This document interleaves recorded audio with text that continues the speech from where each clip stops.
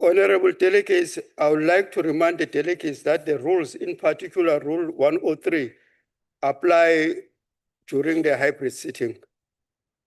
Before we proceed, I would like to welcome the Minister of Cooperative Governance and Traditional Affairs, the Deputy Minister of Cooperative Governance and Traditional Affairs, permanent delegates, MECs in all special delegates, and SARGA representatives to the House. I have been informed that there will be no notices of motions or motions without notice. Honorable delegates, we shall now proceed to the first order of the day. Policy debate on budget vote 3, Cooperative Governance Appropriation Bill. I would now like to call Honorable V. Hlabisa, Minister of Cooperative and Traditional Affairs, to open the debate. Over to you, sir.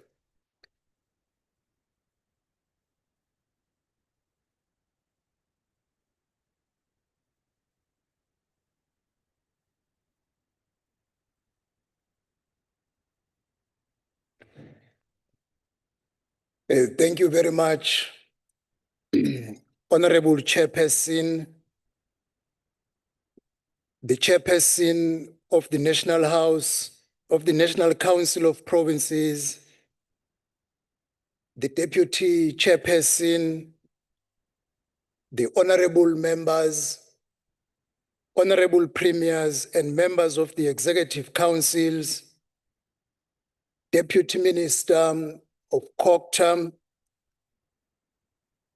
Deputy Minister Masemula, the Chairperson of the National House of Traditional and Khoisan Leaders, the President of SALGA, the Chairperson of the Demarcations Board, the Acting Director General Funaneng Mahlatsi, the CEO for MISA, the senior leaders of DCOC, Dr. Naidu, who is present, the leadership of IMATU and SAMU, and fellow South Africans, good afternoon.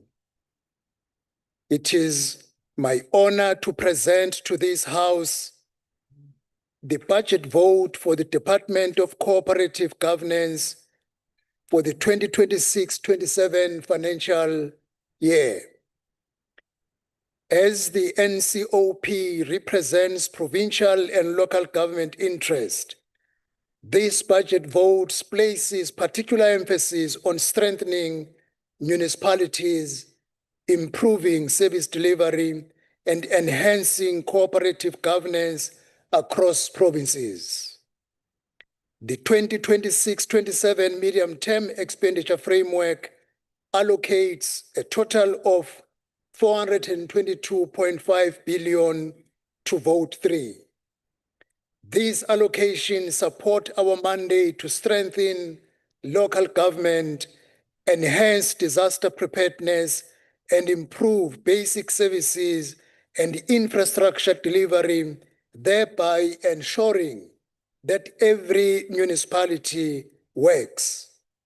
Honorable members, provinces continue to face increasing pressures arising from disasters, climate change, and infrastructure backlogs.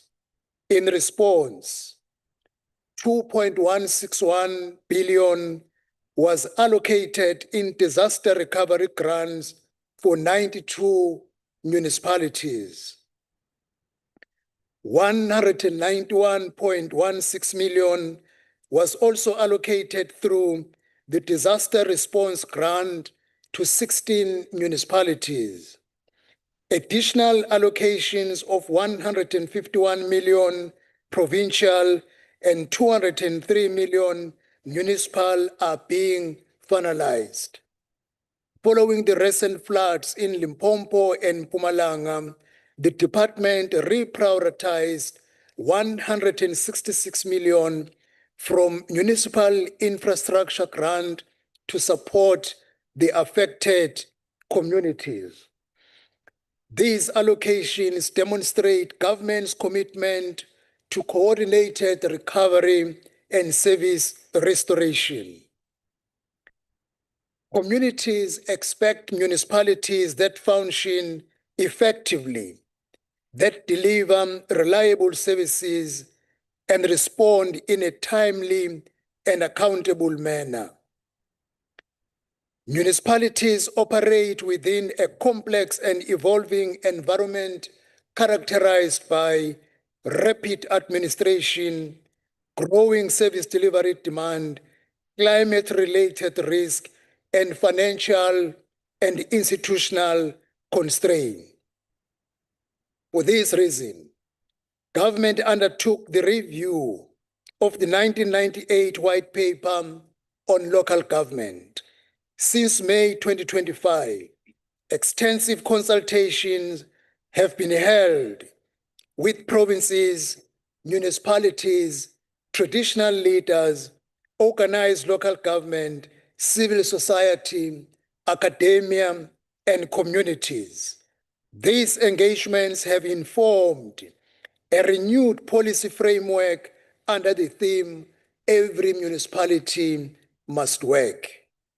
The envisaged 2026 White Paper introduces the following: a differentiated approach to municipal support, strengthened intergovernmental coordination, enhanced financial sustainability, professionalization of local government administration. Importantly, it promotes stronger partnership and community participation to ensure municipalities are capable, ethical, and responsive. The department is undertaking legislative reforms. To give effect to this agenda, the government is advancing key reforms such as the General Laws Amendment Bill, the Municipal Structures Amendment Bill, commonly known as the Coalitions Bill, which must ensure stability in coalition post 4 November 2026 local government elections. Further, the reforms are being championed in the Independent Municipal Demarcation Authority Bill and the Draft Fire Services Bill. These reforms collectively aim to stabilize governance and improve service delivery. The preparation for elections 2026 November 4 are well underway. Preparations for the 2026 local government elections are progressing very well, as I have indicated. An interministerial committee has been established and is constantly holding meetings with IEC and all key departments to ensure free and fair elections and a thorough readiness to deliver the 4 of November elections, a credible one for the people of South Africa. Councillor numbers have been gazetted and 4,488 wards have been finalized and handed over to the Electoral Independent Commission. These wards remain the most direct link between communities and the government. Capable municipalities require capable leadership. Government is strengthening recruitment processes, induction programs, leadership development, and post-election skills audit. These interventions will strengthen administrative capacity across municipalities. The audit outcomes are very encouraging. If we look at the latest audit outcome, 59 municipalities received improved audit outcomes and 41 municipalities achieved clean audits and 99 municipalities achieved unqualified audit with findings. This progress reflects improved coordination and oversight. Importantly, improved audit outcomes translate into stronger financial controls, reduced irregular expenditure, and improved service delivery. Because the more our municipalities are able to account with the resources given to them, the better service delivery is ensured. This progress must now be consolidated and sustained. The government at COCTA is pursuing targeted interventions. The government continues to provide differentiated support to distressed municipalities. For example, in Mfuleni, stabilization efforts are going on in this municipality. A special purpose vehicle with Rand Water has been approved, and this is supported through the Operation Vulindlela Phase 2. In Ditsobotla, one of the municipalities that has been in the public domain for bad reason, is taking a good shape. There is currently, yes, indeed, thank you very much for that, colleagues, because when something good is happening, we must commend that goodness. Ditsobotla is a typical example of good intervention. We have learned a lesson that in a complete dysfunctional municipality, to deploy only one person as an administrator doesn't work. In Ditsobotla, we deployed a team of experts, a combination of experts who have turned the municipality around, and all bad things that were happening in that municipality have come to an end. And we are going to stabilize the municipality because it's only about 4 months to go before we go to election, so that new councillors, when they take over, they find a healthy, stable municipality, and that team is going to remain there almost for a period of another year to ensure that Ditsobotla municipality becomes a success story. The financial recovery plan has been approved at Ditsobotla. Leadership is stable, and an amount of 30 million have been allocated through MIG to ensure that interventions are done to ensure sustainable service delivery. These interventions reflect government's determination to restore stability and rebuild public trust. When it comes to DDM, the district development model remains central to coordination. We have learned a good lesson. Yes, we may not all agree, but what is very interesting, colleagues, when it comes to DDM, we have a common view now across 9 provinces. Even Western Cape, which had a different view, is on board now. The city of Cape Town, which had a different view, is on board now. This was through engagement on critical areas where there were differences of opinion. We have cleaned those differences, and we are all now of the same view that if the 3 spheres of government work together, we are bound to see change other than one sphere of government working alone. Provinces such as Mpumalanga, Eastern Cape, KwaZulu-Natal, and Limpopo demonstrate that where the model is implemented effectively, it delivers results. The challenge is therefore not design, but consistent implementation, which the 2026 white paper seeks to address. The government is also advancing the Eastern Seaboard Development Program to unlock regional growth. The Community Works Program supports 186,046 participants. It is increasingly being repositioned towards skills development, enterprise creation, and sustainable livelihood. Participants contribute directly to service delivery while building pathways to economic participation. At an international level, at the South African Macroeconomic Summit in London, the government participated through Cooperative and engaged with global stakeholders on reform and investment. The central message was clear. Capable municipalities are critical to economic growth and investor confidence.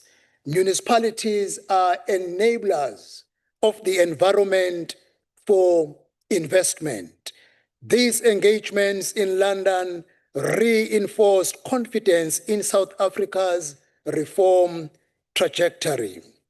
Honorable members, disasters are increasing in scale and frequency. We distinguish between classification and declaration. Recently, classification of national disaster have been done to include the areas that were severely affected by weather and floods, drought, gender-based violence and femicide, foot and mouth disease. Our focus is shifting towards prevention, preparedness, and resilience. Our focus, as I have said, we want now to be proactive in terms of ensuring that we go ahead using the early warning signs and all the data that we have in terms of the technology that is at our disposal to ensure that our communities are informed timeously so that they can respond in terms of moving away from the areas that are going to be affected when the alert has been made. Indeed, one major thing which we need to speak collectively on it is the process of relocating people living on floodplains. We need to purposefully embark on this program, persuade our people, because we know the areas which are wetland areas, areas which are floodplains, where people, some of them have lived for decades, but the latest floods have shown us that people on floodplains are a ticking time bomb. And we need to work together so that the resources that we have under disaster are not used to build again for people whom we knew are sitting on the floodplains. Rather, we must relocate those people into areas that are suitable for human occupation. This budget, therefore, reflects a clear shift from policy formulation to implementation and from implementation to delivery through cooperative governance, capable institutions, and targeted support. We are working to ensure that every municipality every province delivers, and every community benefits. I hereby, therefore, Honorable Chair, table budget vote 3 for cooperative governance for consideration and approval. Thank you, Honorable Chair.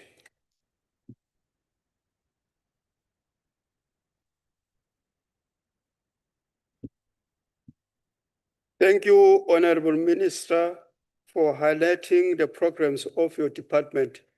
I think they're highly appreciated by this House, but it is the members themselves who are going to contribute as to their attitude to that. Honorable delegates, the next speaker on the podium is going to be Honorable Kaunda, the chairperson of the Senate Committee on Cooperative Governance and Public Administration. Over to you, sir.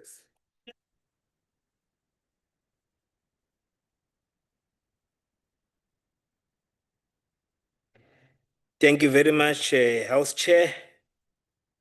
Greetings to the House Chair, the Chairperson of the NCOP, the Chief Whip, Honorable Minister of Culture, Minister Hlabisa. We also wish to greet Deputy Minister, Dr. Massimo. We also extend our greetings to Deputy Mr. Ngamash, the MECs present, the programming whip of our institution, the SALGA representatives, honorable members of the NCOP, the acting DG, and the CEO of MISA, fellow South Africans, good afternoon. Honorable Chairperson, we stand before you to participate in this important debate on cooperative governance and traditional affairs to put our perspective as African National Congress. I formally table the report of the committee with clear recommendations which are detailed, Honorable Chairperson. The 2026 budget policy debate on cooperative governance and traditional affairs takes place at a critical moment in our democratic journey. Local government remains the sphere closest to our people. It is a sphere where citizens experience government directly through water flowing from their taps, refuse being collected, roads being maintained, electricity being supplied, and communities being kept safe, and the environment that is conducive for investments. Honorable Chair, it is therefore appropriate that this debate focuses on the urgent task of fixing local government and restoring public confidence in municipalities. Maybe, Chair, before I proceed, we must caution ourselves that whenever we talk about local government, we perceive as if local government is a total failure, but there are pockets of successes. There is one small municipality in KZN called Umshwati municipality. That municipality have been getting, starting from the disclaimer, moving to the qualifications, but now they are consistent in terms of getting clean audit. So we can't say municipalities are not performing, but we must acknowledge that there are challenges which cripples the performance of municipalities. The African National Congress has been unequivocal on this matter. The 2025 National General Council resolved that every municipality must perform its constitutional responsibilities effectively by providing reliable basic services, maintaining and expanding infrastructure, and becoming a true center of local democracy and sustainable livelihoods. The challenges facing municipalities are well known. Many communities continue to experience service delivery interruptions, infrastructure deterioration, financial distress, governance failures, and declining public trust. These challenges require decisive action. We should put no excuses.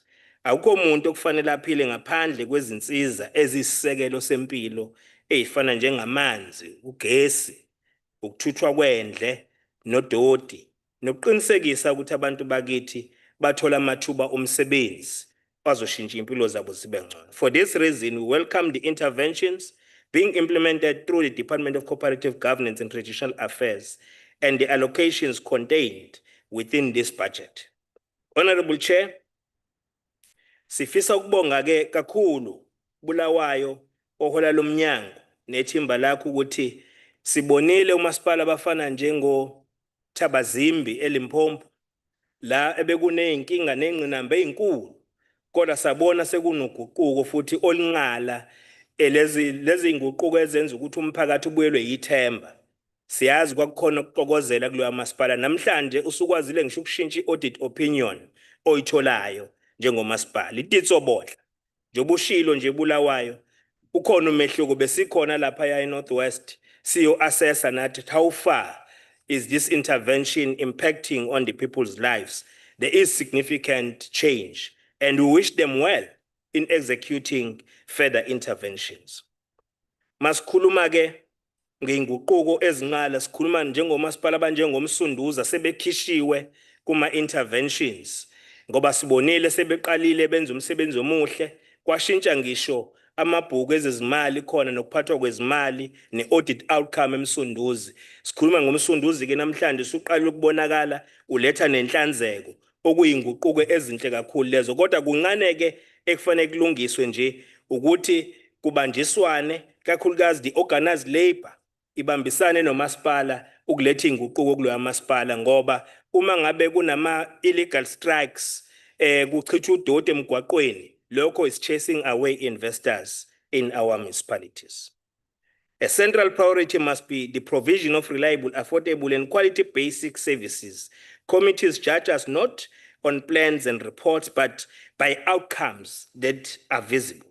They want functioning water systems, reliable electricity networks, well-maintained roads, effective waste management, and responsive municipal administration. We therefore support government intervention programs aimed at stabilizing distressed municipalities and strengthening municipal performance. These interventions must not become permanent arrangements, but build sustainable institutional capacity within municipalities. Honorable Chair, we must ensure functioning and robust oversight structures and consequence management.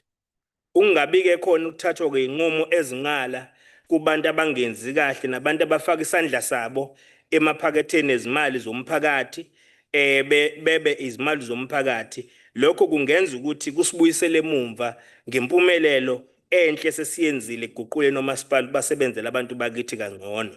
Kubalekile kulwisana ngcono nenkohlakalo.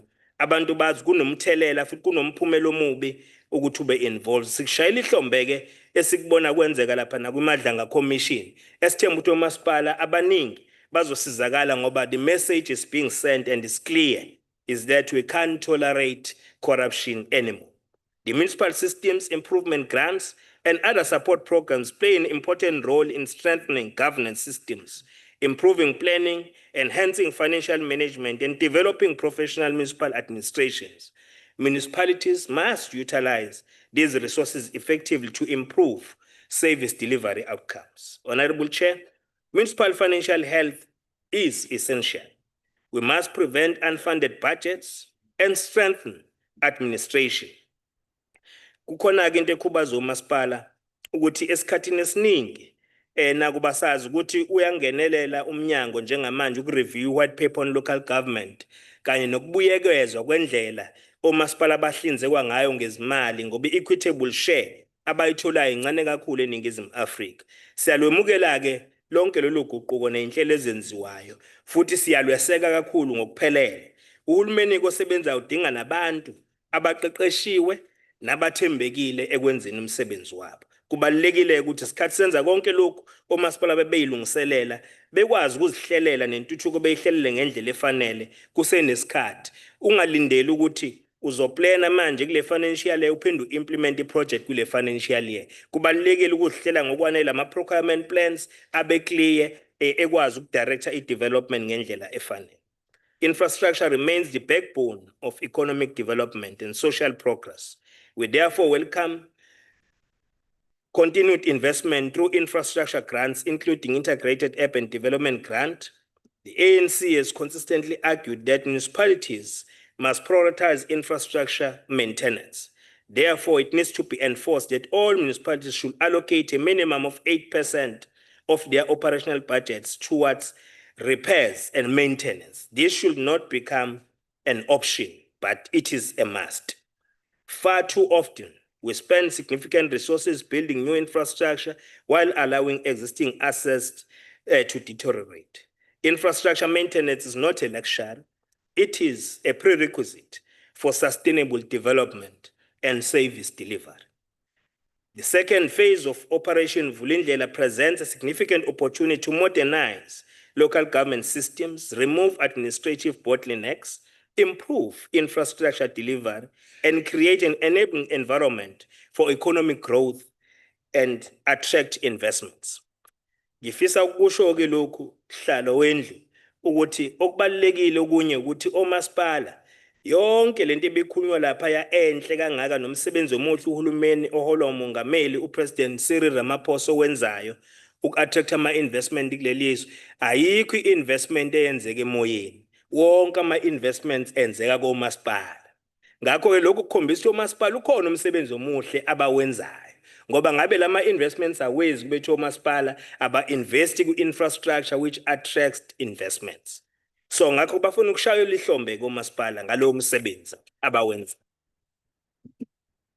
Honorable Chair, the apartheid special legacy continues to define patterns of inequality in our cities and towns. Many working class families remain located far from economic opportunities, educational institutions, and social amenities. The good example is city of Cape Town here, the city, the two tales of city.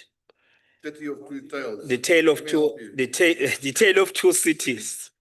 The tale of two cities, yes. We therefore support efforts aimed at disrupting apartheid spatial patterns and advancing spatial justice through integrated human settlements, improved public transport systems, and strategic urban planning.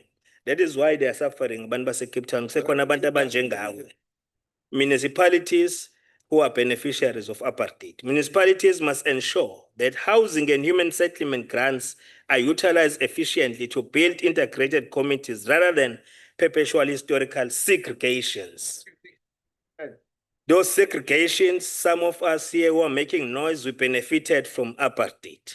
The integrated urban development grant must become a strategic instrument for transforming our cities into inclusive, productive, and investment-friendly spaces.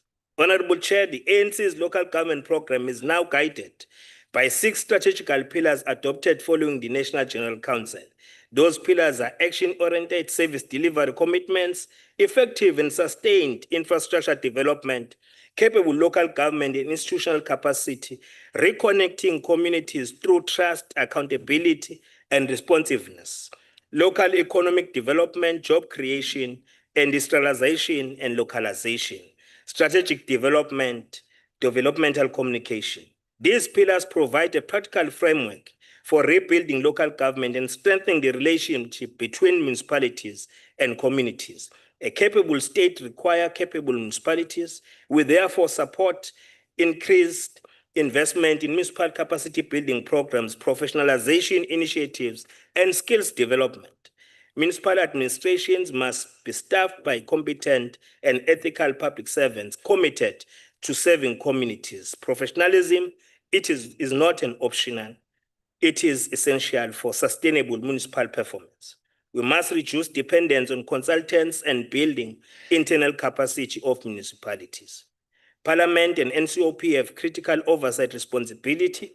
Every rand allocated through this budget must translate into tangible improvements in people's lives and change their material conditions. We must strengthen oversight over municipal spending, infrastructure delivery, governance performance, and audit outcomes. Improving municipal audit outcomes is not simply about achieving compliance.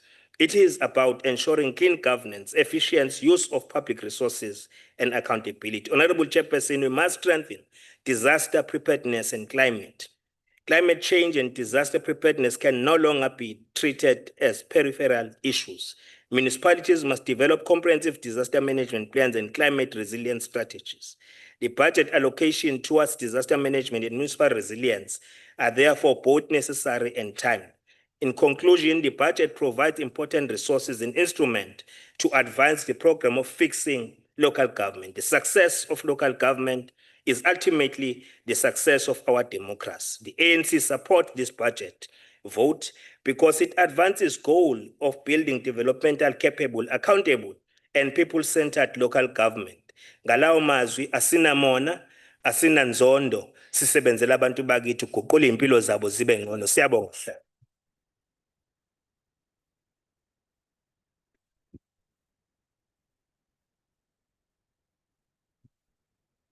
Honorable delegates, I really like to appreciate the input made by the speaker who was in the podium. But before I call the next delegate, I'd like to announce to the House that in the public platform, in the public gallery, there's Reverend Daniel Klenboy of Baptist Union of Southern Africa, the Reverend of Honorable Bino Farm. Can we give him a roaring welcome? Thank you. Thank you, honorable delegates.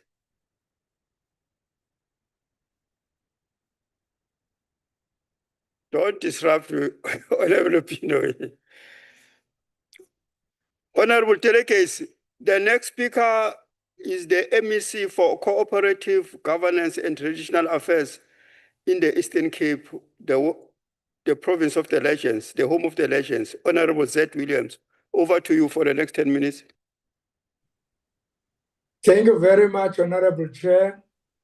Greetings to you, the Honorable Minister of Cooperative Governance and Traditional Affairs, Honorable Minister Sabisa Ubulawayo, the Deputy Minister, Dr. Masemula Ntatetau, the Deputy Minister, Ngamashe Chawe, the Chairperson or President of Salga, Ufako, and the Chairperson of the Demarcation Board, the Chairperson of the National House of Traditional Leaders, the leadership of Samu and Dimatu, members of the House and everyone present, and our people in social media platforms, Honorable Chair and distinguished delegates and everyone present, please receive our revolutionary greetings and warm greetings from the home of legends.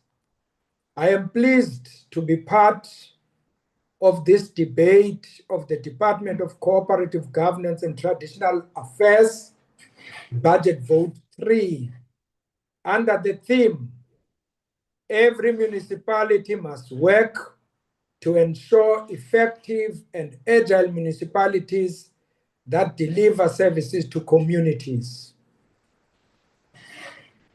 Today's session takes place on the big day of the opening of the 2026 FIFA World Cup.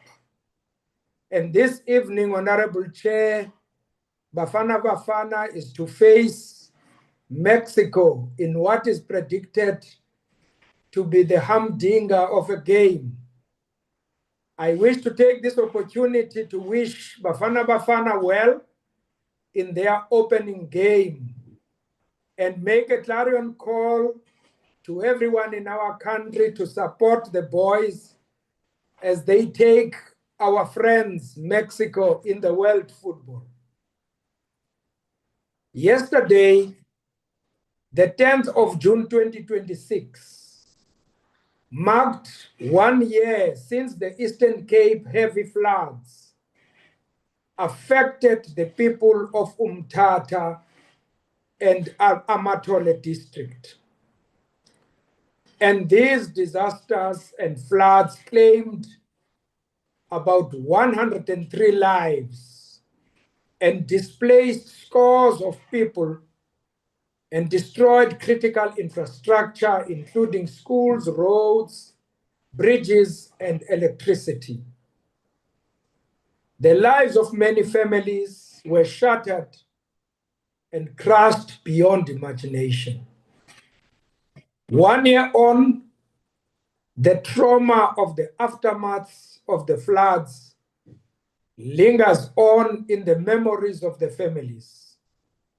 However, the integrated efforts of the government to restore, rebuild, and resuscitate the lives of these families continues.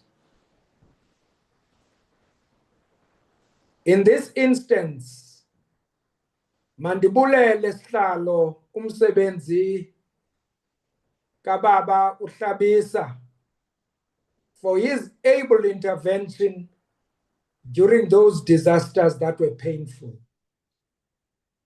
His leadership, together with his deputy ministers, assisted us as a province to soldier on and ensure that the lives of those communities were restored, and as such, they are now beginning to rebuild themselves, supported by our government. In respect of the 26-27 budget allocations, as the Eastern Cape, we fully welcome the financial distribution of both budget vote 3 and 15 under the current global and national economic circumstances. We would have loved to receive more, but the Donald Trump economy does not allow the minister any room to allocate any more funding to anyone. Our province remains prone to heavy floods and disasters. Within a fortnight's period, 3 districts, namely Nelson Mandela Metro, Sarah Baartman, as well as Buffalo City, were battered by heavy floods back to back. And we are still engaged in assessment of those disasters and computing the financial costs related to that.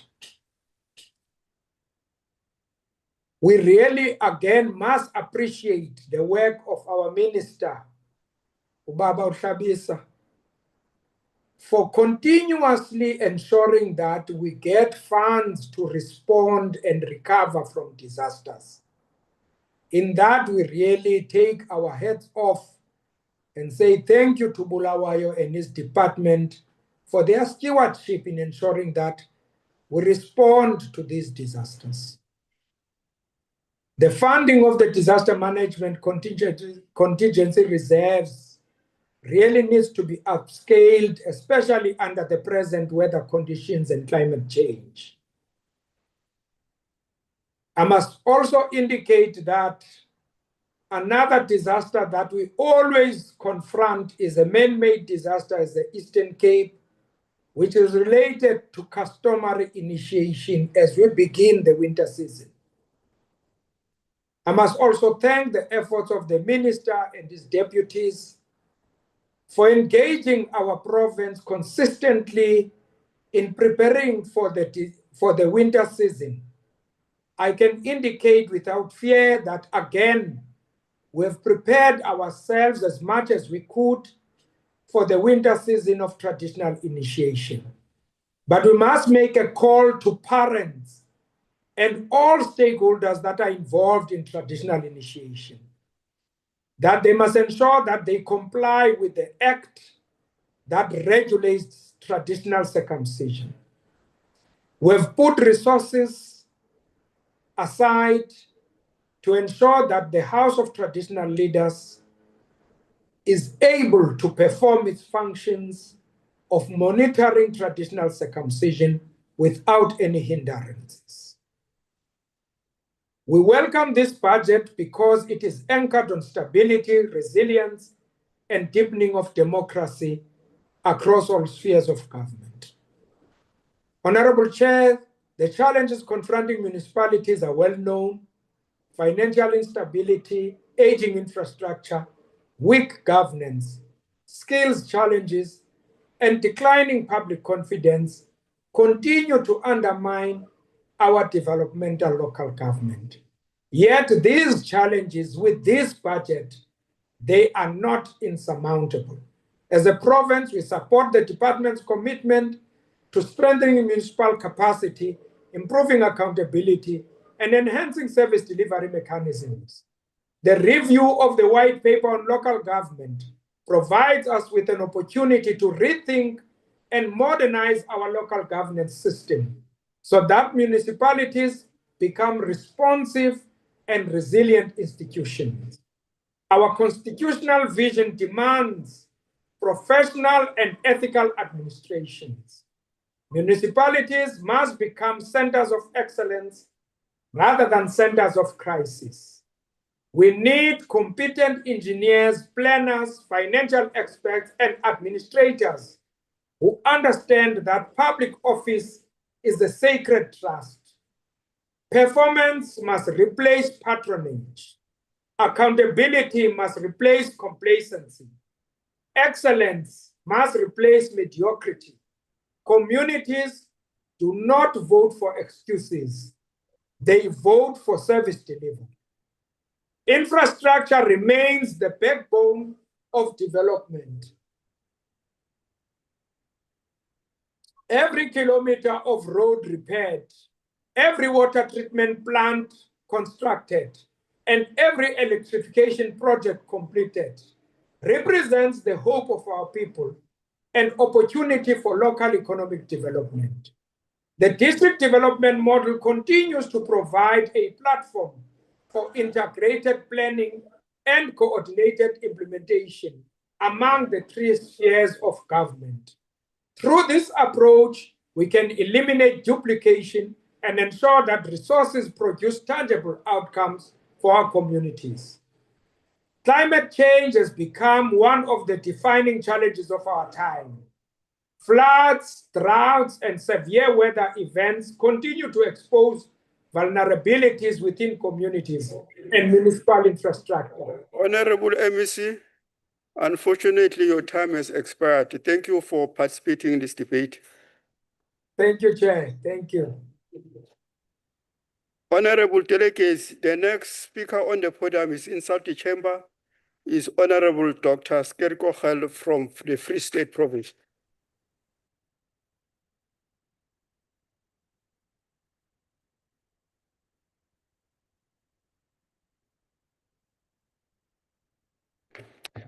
Honorable Chairperson, Honorable Minister, Honorable Deputy Minister, eerbare lede, South Africa, Dumelang. I stand before you today as 'n kind van die Vrystaat met my rooi gepietste gesig van die Vrystaat son. So let me tell you about Mavenda. She lives in a small shack in Pomolong in the Free State. It was a week ago when I saw her boiling water on her paraffin stove, and she said in passing, since Friday, has been almost no water in the taps. I must choose between buying a loaf of bread or paying someone to fetch water for us.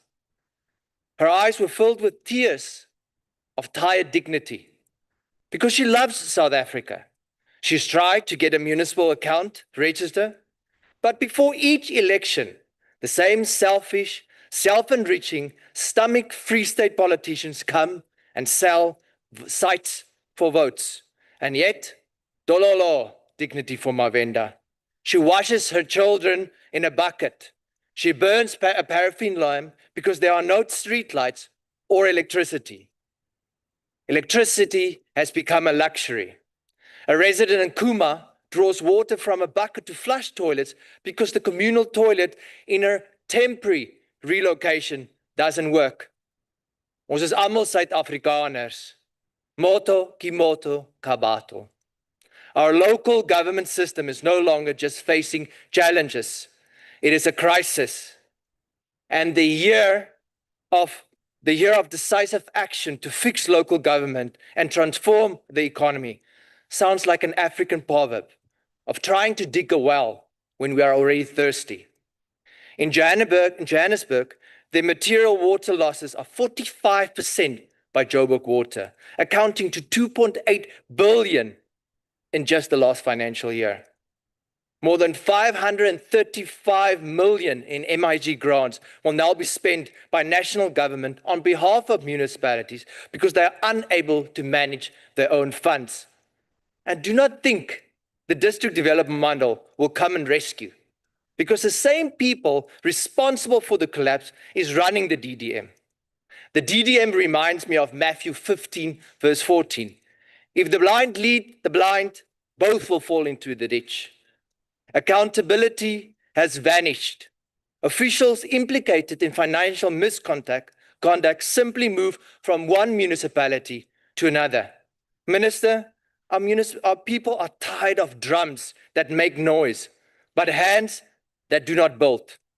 South Africans do not need another province. They need water, they need roads, they need streetlights, and they need leadership with backbones.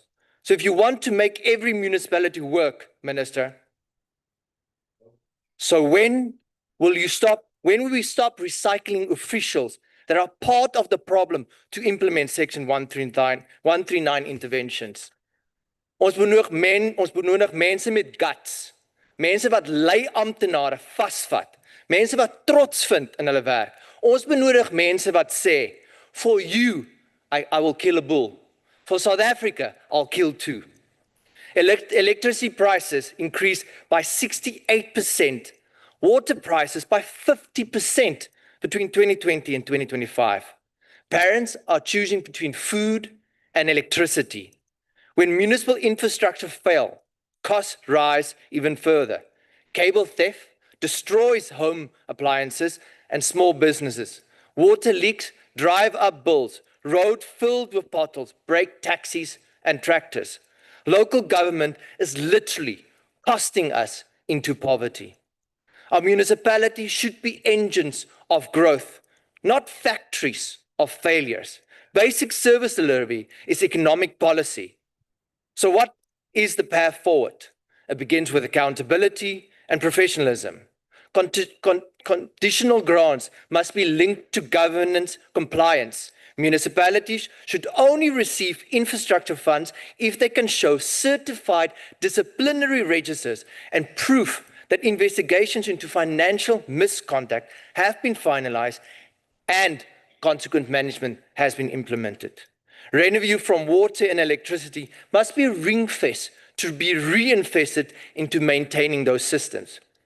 Tender processes must be transparent, open, with no room for mafias, cartels, or comrades.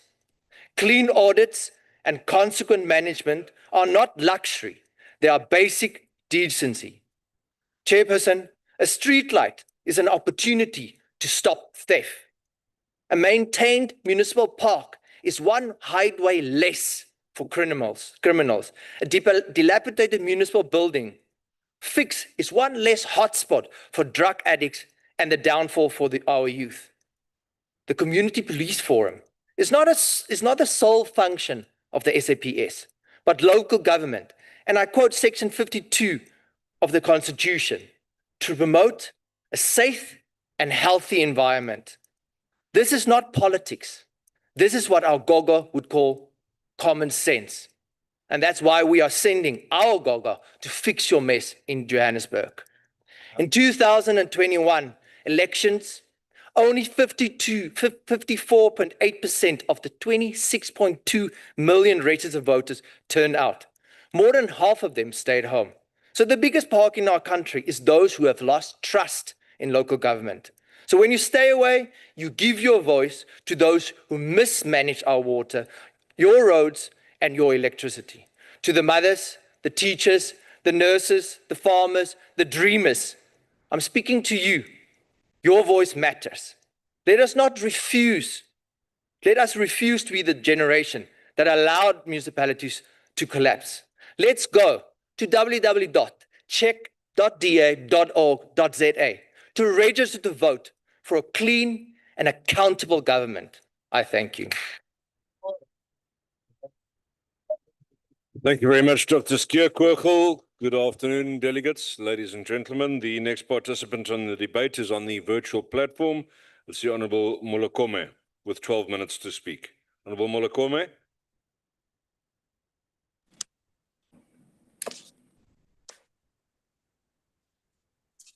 Thank you, Chairperson, and good afternoon to honourable members on the platform. And let me also greet the Honourable Minister and the Deputy Minister the chairperson of the House of Traditional Leaders, SALGA MECs, and everyone who's on the visual platform, honorable members. Honorable Chair, it is a noble duty to stand before the nation and give an account of what the ANC has done since the dawn of democracy, about how far we have done in embracing our Africanism with pride and honor.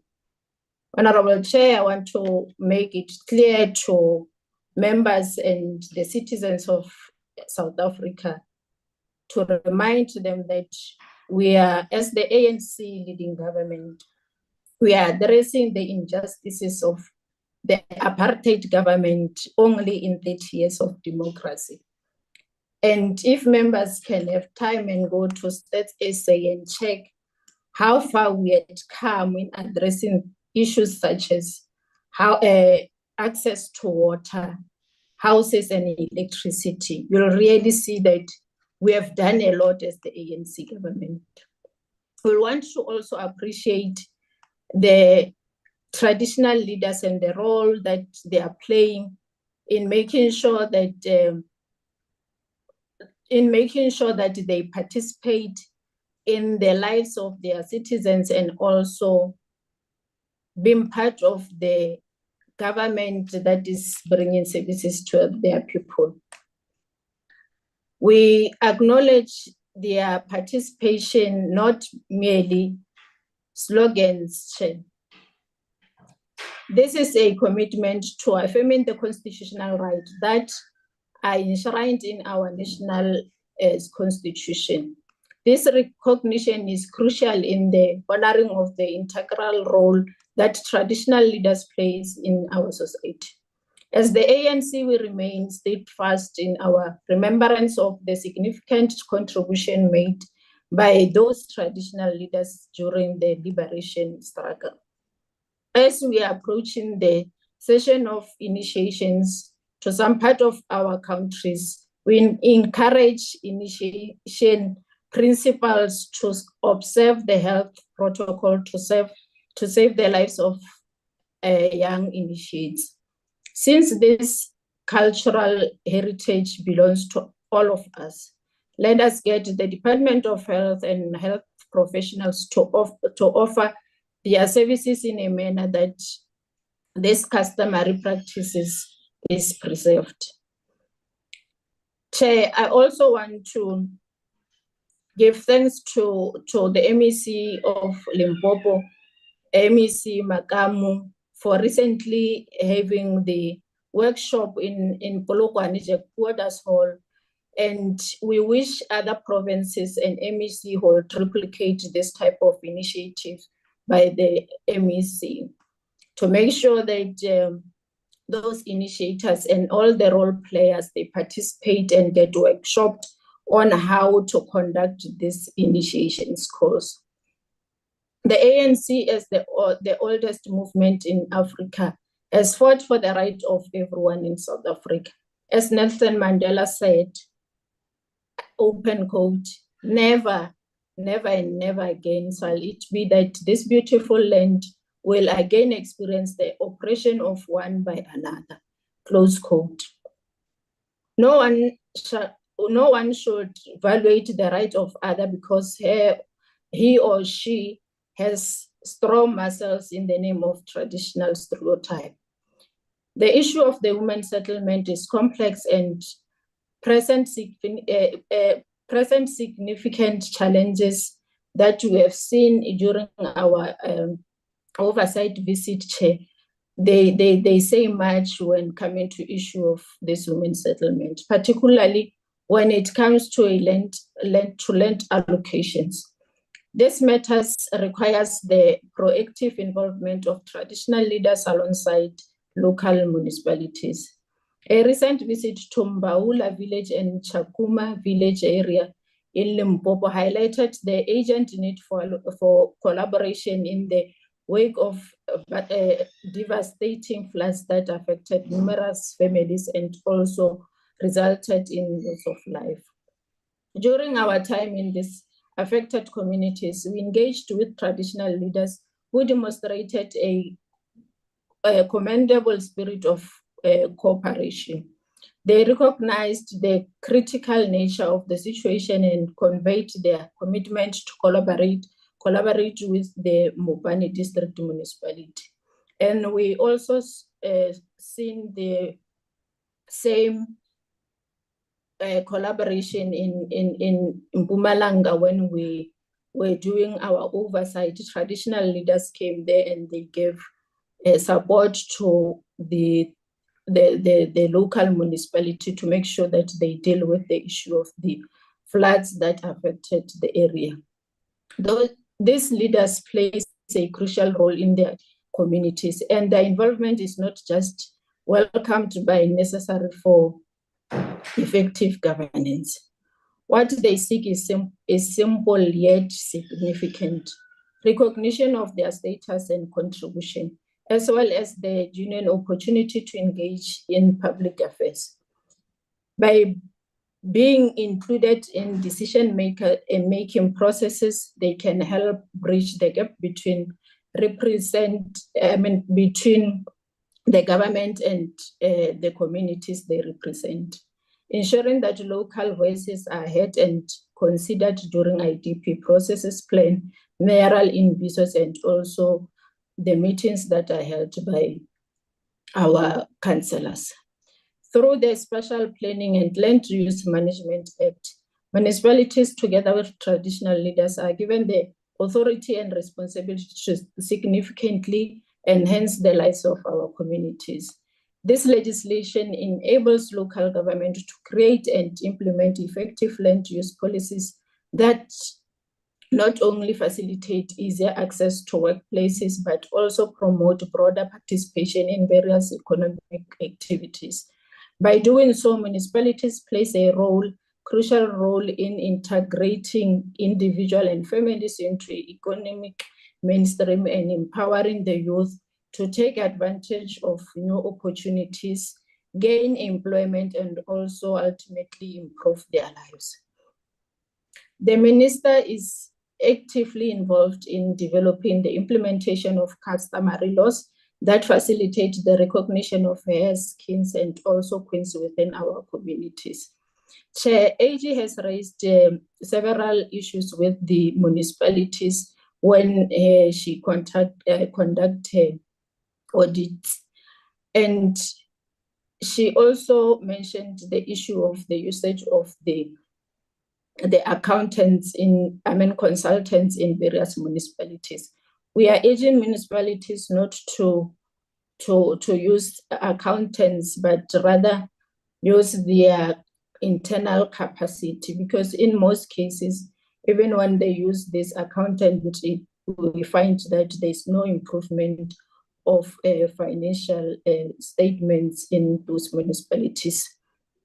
Honorable Chair, the Women Rights Commission, we want to appreciate the work done by the Women Rights Commission by raising queries and issues of service delivery in various municipalities that concerns water, sanitation, and also the issue of housing. And we want to urge municipalities to address those issues raised by the Women Rights Commission so that they can avoid being taken to court for non-compliance. This is the municipality's obligation to provide basic services as stipulated in the Constitution, Section 152. During our site visit in different provinces, municipalities are in financial crisis where service delivery becomes an issue. However, the invocation of Section 139 applies in stages, such as through a financial recovery plan was led to some improvement, like what the minister was saying.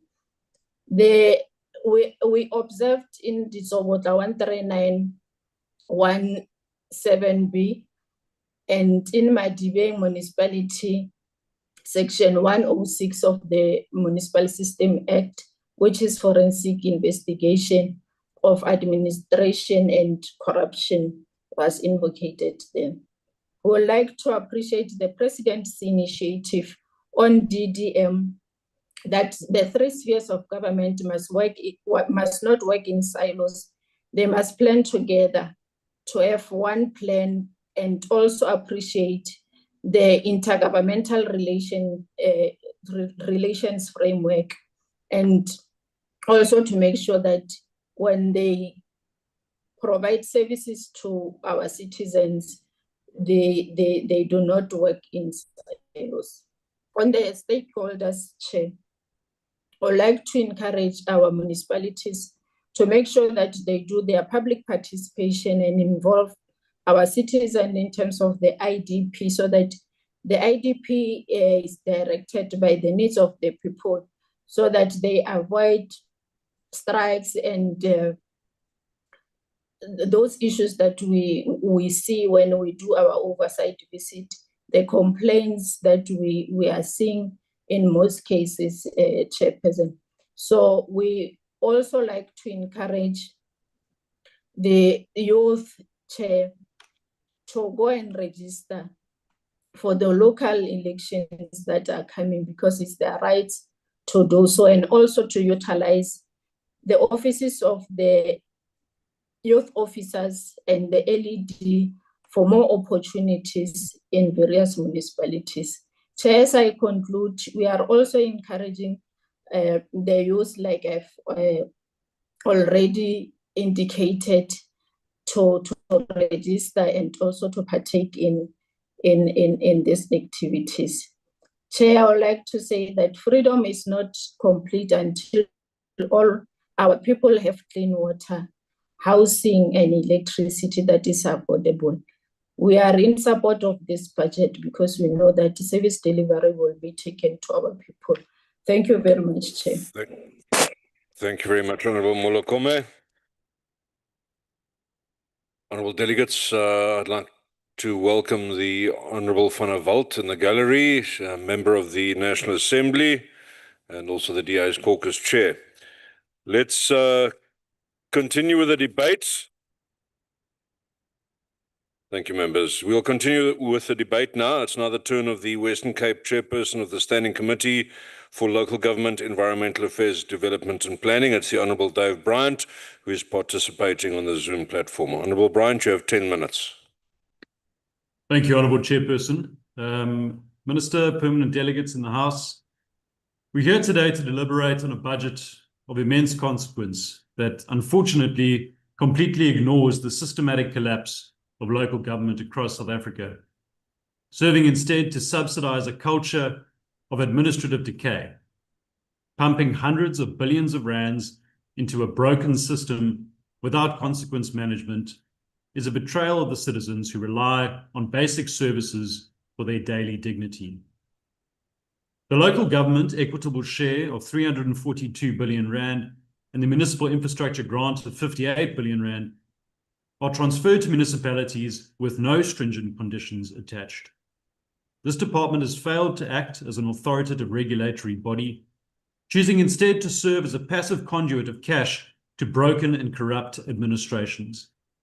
This allocation represents a complete abdication of COGTA's constitutional obligation under Section 154, which commands national government to actively support and strengthen the capacity of our municipalities.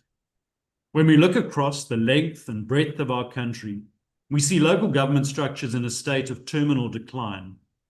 Many municipalities that were once thriving have been hollowed out, pillaged, and left to rot by the ANC. Let's examine the economic heart of our nation, the city of Johannesburg. Johannesburg is currently in the intensive care unit of local governance, and the Joburg mayor was recently grilled in Parliament over that municipality's catastrophic financial state. Joburg owes creditors billions, but holds little in cash reserves. But the national department watches from the sidelines while the financial hub of South Africa bleeds billions in water and electricity losses, suffocating under an infrastructure backlog.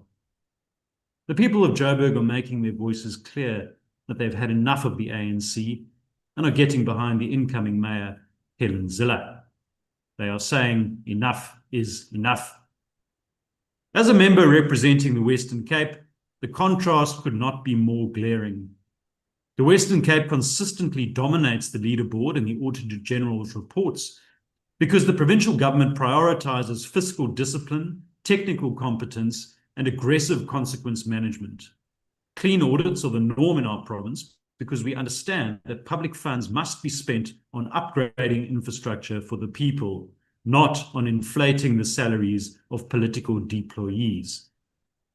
The city of Cape Town, governed by the DA since 2006, was the only metropolitan municipality in South Africa to receive a clean audit, highlighting its strong financial management and oversight. The city of Cape Town has invested billions of rands in infrastructure upgrades, water security projects, and public transport systems. During the national electricity crisis, Cape Town also became the first metro to purchase power from independent producers and implement measures to reduce the impact of load shedding on residents. The Mossel Bay municipality and the Overstrand municipality have repeatedly achieved clean audits and are recognized for maintaining high standards of financial governance, infrastructure maintenance, and tourism development. Similarly, Stellenbosch municipality has improved investment attraction and service delivery while maintaining sound financial controls. These achievements demonstrate how DA-led municipalities in the Western Cape have combined prudent financial management with long-term infrastructure investment, creating more stable and well-managed local governments that deliver tangible benefits to residents and businesses. Yet, the systemic rot protected by the national regulatory framework still creeps into our local communities through the specific failure of national oversight. Look at the municipality of Kannaland, which has been trapped in a mandatory financial intervention under Section 139 of the Constitution for several years. It requires constant revisions to its financial recovery plans because of severe leadership vacuums and deep financial distress. Kannaland is a monument to the failure of COGTA to act decisively. Instead of stepping in to uproot political interference and enforce professional standards, the National Department acts as a permanent crisis management unit that manages long-term decline rather than fostering development. Kannaland has had 4 municipal managers and 6 chief financial officers since the start of this administration. It has an unfunded budget and owes 58 million rand to Eskom. And chairperson, despite having massive water losses during the height of the drought at the end of last year, the local municipal leadership saw fit to use precious drinking water to fill up an old leaky municipal swimming pool, while the Western Cape government was making special provision to bring in water tankers from Oudtshoorn. The less said about that particular mayor, the better, but the bottom line is that there are 0 consequences. Let's consider the ongoing catastrophe that is Knysna, which was officially declared a local disaster area earlier this year due to severe water infrastructure failures and an approaching day 0 scenario. The residents of Knysna face massive tariff hikes simply to fund the consequences of an incompetent local coalition led by the ANC. When the NCOP Select Committee on COGTA conducted an oversight visit to Knysna to the current dire situation, but instead the ANC chose political leniency over decisive intervention, failing to support a full council dissolution. This House protected political agendas while the residents were left to deal with crumbling sewers and dry taps. The Democratic Alliance offers the structural cures that this department refuses to implement. We suggest the introduction of a conditional grant governance certification framework. Under this framework, the 58.2 billion rands allocated for the municipal infrastructure grant must not be handed over automatically. Municipalities must be legally required to achieve strict governance certification before receiving a single cent of capital infrastructure funding. To obtain the certification, a council must prove it has the qualified engineering and technical personnel to execute the work, stable financial controls, and a transparent tracking system. National government must stop rewarding administrative failure with unconditional infrastructure capital. We must also utilize the national database of dismissed officials to prevent corrupt and incompetent personnel from moving between municipalities. It's entirely unacceptable that a municipal manager or chief financial officer can run a town into bankruptcy resign quietly to avoid a disciplinary hearing, and then be hired by another struggling council in a different province. Cooperative must make the vetting of applicants against this database a strict statutory requirement for every single municipal appointment across South Africa.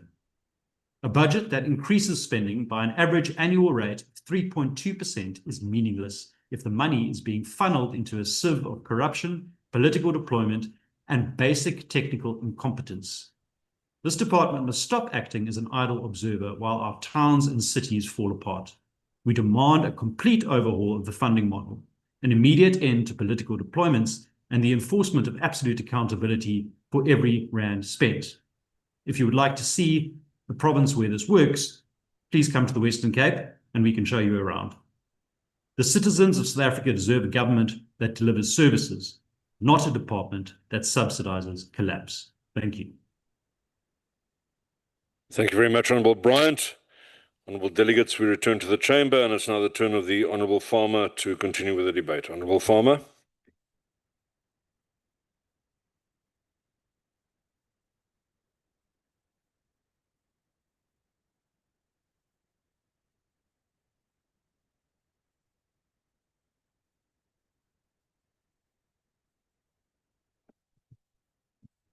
Honourable Minister, maybe the Honourable Brian should have told us why City of Cape Town's offices keep on being raided by the police.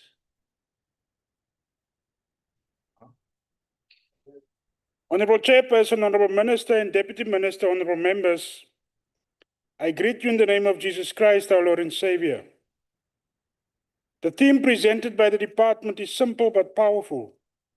Every municipality must work. Chairperson, the Patriotic Alliance agrees. Not some municipalities, not politically connected municipalities, not only metropolitan municipalities. Every municipality must work. Because when municipalities fail, communities suffer. And unfortunately, for far too many South Africans, local government has become synonymous with disappointment. Chairperson, the truth is that South Africa does not suffer from shortage of plans. We suffer from a shortage of implementation. Year after year, billions are allocated, strategies are launched, reports are written, yet communities continue to ask a simple question: where are the results? The Patriotic Alliance believes that local government is where democracy is tested, not in policy documents. Chairperson, we welcome the substantial allocation made to cooperative governance and local government support, but budgets alone do not deliver services. People do, and accountability does. The PA believes that municipality must become professional institutions driven by competence and service delivery. Communities do not care about excuses, they care about outcomes. Honourable Members, as a representative from the Western Cape, I must raise the devastating impact that severe weather events and storms have had on communities across our province. Areas have experienced flooding, infrastructure damage, and hardships. Families have lost homes, informal settlement residents have lost possessions accumulated over many years. Roads have been damaged and electricity infrastructure has been affected. Municipalities have been forced to redirect already stretched resources towards emergency response and recovery. This highlights why disaster preparedness can no longer be treated as an afterthought. Climate-related disasters are becoming more frequent. Municipalities must be equipped, funded, and trained to respond quicker and more effectively. Because when disaster strikes, community cannot wait for bureaucracy, they need action. Chairperson, the Patriotic Alliance also welcomes ongoing discussions around reforming local government through the revised white paper process. The reality is that many municipalities remain financially distressed. Many struggle to collect revenue and to maintain infrastructure. Many struggle to fill critical vacancies, and many struggle because corruption and poor governance have become entrenched. The solution cannot simply be more money, it must be better governance. Where corruption exists, there must be consequences. Where officials fail repeatedly, there must be accountability. Where projects stall, there must be intervention. Communities should never be punished for leadership failures. In closing, The Patriotic Alliance supports Budget Vote 3, but we do so with very high expectations. Because we are fielding high competency candidates in the 4th November local government election, and my party is giving this one a good go, especially in the Western Cape, where my people are in dire need for change. Yesterday in Swartland, we won a by-election in an area that was for years described as the heartland of the DA. Together with the one by-election, we have also won in Stellenbosch, the epicenter of DA support. We proved that the people of the Western Cape is changing the guard. Therefore, Honourable Minister, expect competent leadership and ethical governance. It's like Beaufort West. Accountability, disaster preparedness, and most importantly, expect municipalities that work. Because local government is not merely the sphere of government closest to the people. It is a sphere that people experience every day. Let us build municipalities that restore dignity and deliver that work. Honourable Minister, with this one, ons byzani, salute. Thank you, Honourable Farmer. Honourable delegates, the next participant in the debate enjoyed himself so much yesterday, he came back today. It's the MEC from Gauteng for Cooperative Governance and Traditional Affairs and Infrastructure, Honourable Mamabolo.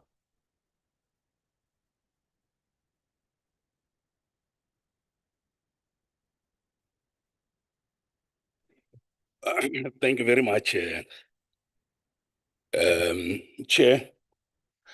Let me take the opportunity to greet the leadership of the NCOP, led by the Chair and the Deputy Chair. Special greetings to our Honourable Minister and the Deputy Ministers, all our MECs, my colleagues, all the honourable members in the House and those on the virtual platform. Let me greet the Salga leadership, the houses of traditional and Khoisan leaders, all the people of our country, the province, and special greetings to the guests. Our province extends sincere condolences to all the families that lost their loved ones in the Cleveland mass shooting. May the soul of the departed rest in eternal peace. We wish a speedy recovery to those that sustained injuries. Just in the last week of May, we lost Councillor Mbuzo Mzwandile Mtimkulu in the Rand West local municipality, who was shot dead attending a community meeting in Bakersdal. May his soul rest in eternal peace. We are confident that our law enforcement agencies will ensure that the murderers and perpetrators are arrested and will face the full might of the law. We join South Africans to wish Bafana Bafana well in the FIFA World Cup. We join the people of our country as we celebrate the Youth Month in memory of those who were brutally murdered on the 16th of June, 1976. Honorable members, Gauteng Province calls on the House to vote for the budget and to support the excellent work done by the Minister and the Deputy Ministers. Let me emphasize without doubt that Gauteng Province supports the budget, and we call on all members to do so.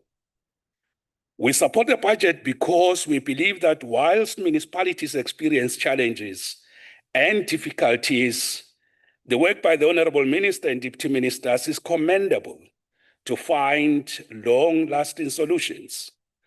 Honourable members, we believe that the entire process of white paper on local government is a clear, consistent, and profound approach to address root causes and persisting factors behind poor municipal performance. a support for this budget. It's a full support for the complete overhaul of the current system of local government. We believe as a province that the white paper goes to the heart, to the architecture of how local government is functioning in our country. Now, in line with the national turnaround strategy by the department led by the minister and deputy ministers to support our municipalities, we have also benchmarked with that, but decided to implement a province-wide turnaround strategy precisely to ensure that we can improve the performance of our municipalities. It was on the 23rd, 24th October 2024 that we immediately convened a local turnaround summit to build Gauteng as a smart city region. We are very grateful that Honorable Deputy Minister Masemola delivered an address to this very important, well-supported initiative. Honorable members, we have adopted and rolled out this strategy to make sure that we can achieve precisely the objectives that have been set by our country's constitution and the laws to ensure that municipalities function to improve the quality of lives of the people, grow the economy, reduce inequalities, poverty, and make sure that people live better. We have at the core of our strategy an integrated intergovernmental relations model, the IGR model, to drive and support the turnaround strategy. And this, Minister, is because our experience is that for a local government turnaround strategy to succeed, it depends fully on the support of municipalities and critical stakeholders such as SALGA, organized workers, and the trade unions. We work very well with and we enjoy the support of the two houses of traditional leadership, that's for Kgoshi Kekana and Inkosi Mahlangu. Honorable members, for a turnaround strategy to work, we need to manage the issues of trust and build sustainable confidence in the process. We need to remove suspicion and that the turnaround may be having perhaps malicious intentions. Unless that is addressed and confidence is cemented, the turnaround may not achieve its objectives. We urge members to support the budget because we are pleased and fully satisfied by the overwhelming wave of the remarkable appreciation of the principle of the three spheres of government, planning and working together. The minister has eloquently spoken to this. This we clearly see in our IGR system that we have adopted and are fully implementing. And we agree with the Honorable Minister on this profound principle that even the President of our country emphasized during the State of the Nation address and the debates. Three spheres of government achieve a lot when they are fully aligned and have a deliberate unity of purpose. As a matter of emphasis, spheres of government are weak when they blame, play big brother, point fingers, and work past each other. One of the best models of providing support to the municipality is that led by the President, Cyril Ramaphosa, in the city of Joburg. We are all working from the same center. The district development model is in full swing.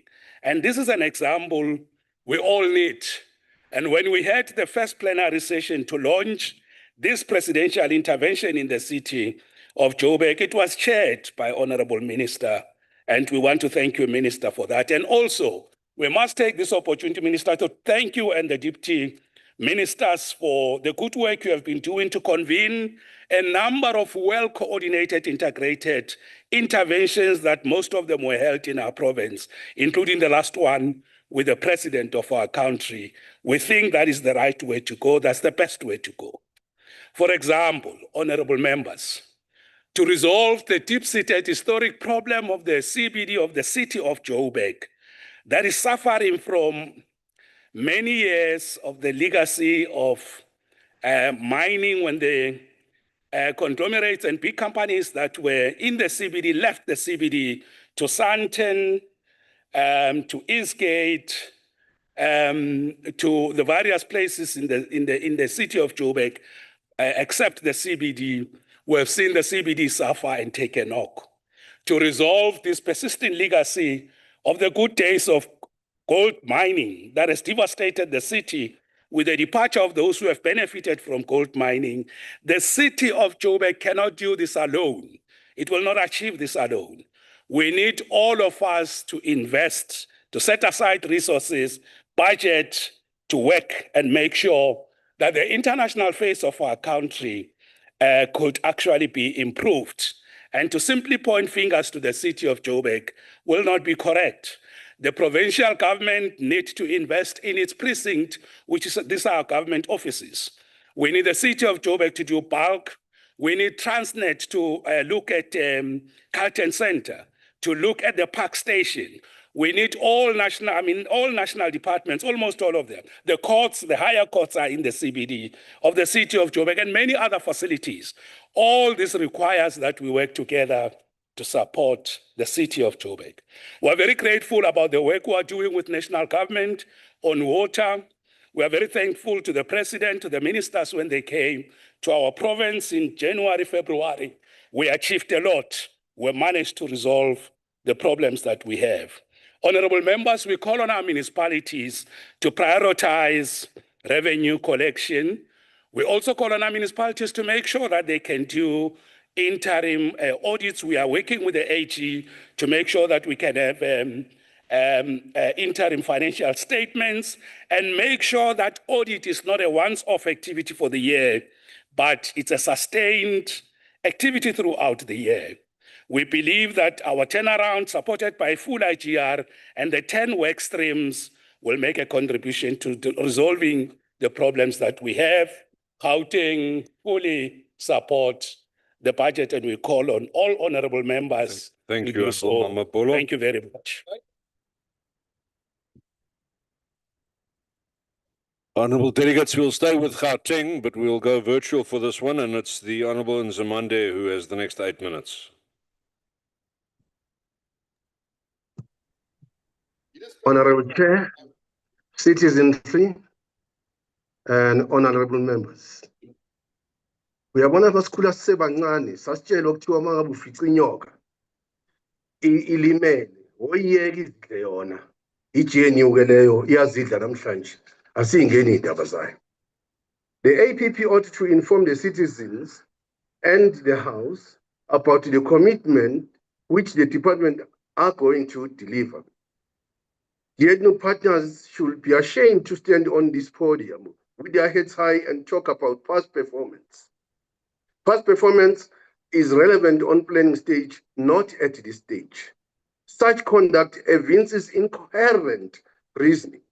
Citizens want to hear how the budget vote will change their lives. Honorable House Chairperson, despite repeated AXA findings and established challenges from oversight, the plans have not introduced new or effective interventions. Almost half of South Africans' water supply systems are in poor or critical conditions, while the 2024 Green Drop assessment revealed widespread failure in waste water treatment infrastructure, exposing millions of health risk from sewer pollution. The reduction of allocated budget in real value shall not offset historical backlogs on water infrastructure, local roads, maintenance, money owed to water service boards. Municipality infrastructure maintenance backlog is estimated above 400 billion, while many municipalities spend below the national treasury benchmark of 8% of asset value annually on maintenance. Commitments in this budget vote are informed by budget, not by the needs of the citizenry. This serves as another motivation for MK Party not to support the budget vote. Notwithstanding the fact that formalizing the informal settlement is an interdepartmental relations issue, but a will must be expressed through commitment in cooperation with relevant department to find resolution of title deeds. Failing to do so, the NDP commitment to electrify every household by 2030 remains a dream continued to be deferred. Honorable House Chair, South African municipality debts to ESCOM are reported to be exceeding 110 billion as of March 2026, while they also owe water boards tens of billions of rands. The plan does not commit on taking out municipalities from debt crisis. The high debt load has profound implications for the electrification of new unserviced areas, primarily by limiting capital straining capacity and slowing infrastructure. This occurs against withdrawal of free basic alternative energy in most municipalities by this GNU led by DA. This places lives of citizens who are dependent on portable oxygen concentrators in danger. The plan says they must die, and this GNU led by DA does not care. National and provincial infrastructure assessment estimated that well over 60% of municipal roads have exceeded their intended design life. The budget vote tells people of Etoleni, Lime Hill, Eightfall that no intervention will be done by their municipalities on the dangerous Help Megar Road. They are telling people from Riahile Northwest to forget about proper roads in their area. Studies South Africa estimated that millions of households still lack reliable access to safe pipe water on their premises, while rural communities carrying the greatest burden. Water meters clean, but taps run dry. They brand it dignity. We call it degradation and assault on humanity. The budget vote tells people of Free State, Msinga, Mkandla, Mnambiti, Mpumalanga, Limpopo, we did not tap water in their yards to wait further and be patient. It tells people, including those residing at Ridirile Township in Northwest, to continue using unhygienic pit toilets, terms as VIP toilets by GNU, led by DA, whereas they are inhuman. House Chair, the budget vote focuses too much on the compliance and organizational performance information rather than focusing on the impact of the traditional leadership in transforming and improving lives in their communities. It makes it impossible to measure service delivery outcomes. Traditional leaders influence the daily lives of millions of South Africans living under customary law, yet measurable development outcomes remain largely absent from the APP. Le budget vote ayichazi ukuthi amanye amakhosi lawo anganikwanga iy'moto ze-SUV cars KwaZulu-Natal, wona akazonikezwa nini amakhosi. Engani phela nakhetha iphela imasini nanikeza amanye amakhosi lezo moto ngoba nifuna ukuthi evotele inkatha. Siwumkhonto wesizwe sithi awanikeze wonke amakhosi kuzo lonke jikelele zimoto. Kungani le budget voting akwenzi lokho? Thina sohlangothini lamakhosi futhi sizowalwela. The budget is to be spent on the functionality of traditional council instead of giving more powers to Amakosi ezweni lawo. The budget vote further lacks strong accountability measures, risk mitigation strategies, and clear explanation on how the output indicators will be measured and achieved due to the lack of clear planning as well as clearer implementation guidelines. The plan is badly couched. It uses percentage where it should be using numbers. They did so to evade accountability. Classical example is Program 1, percentage of Intergovernmental Forum agenda focusing on MTDP priorities. The percentage is used when the output indicator is beyond your control, but Intergovernmental Forum agenda can be set and controlled and be measured and aligned with the aforementioned purpose to support the department to achieve its intended objectives. Another example justifying our resolve to reject the budget vote includes that having obtained an unqualified audit outcomes, previously audited performance. In the current plan, the department is also planning to achieve unqualified audit opinion with no material findings and for 2026, instead of planning to achieve a clean audit. Therefore, the department is clearly planning for a failure. The department is really, really hopeless. MKP's mission is to ensure our people access basic services and are not told to be patient under appalling conditions where they can access clean water, hygiene, sanitation, free from preventable infectious disease brought by sewer spillages and non-waste removal. Sithi-ke siwumkhonto.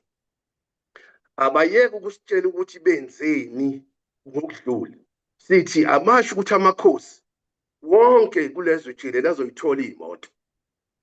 Sithi kubo abayeke ukutshela abantu ukuthi abalinde futhi eminye iminyaka belokhu behamba phezu kwendle isuwa spillages bengenelwa yizifo.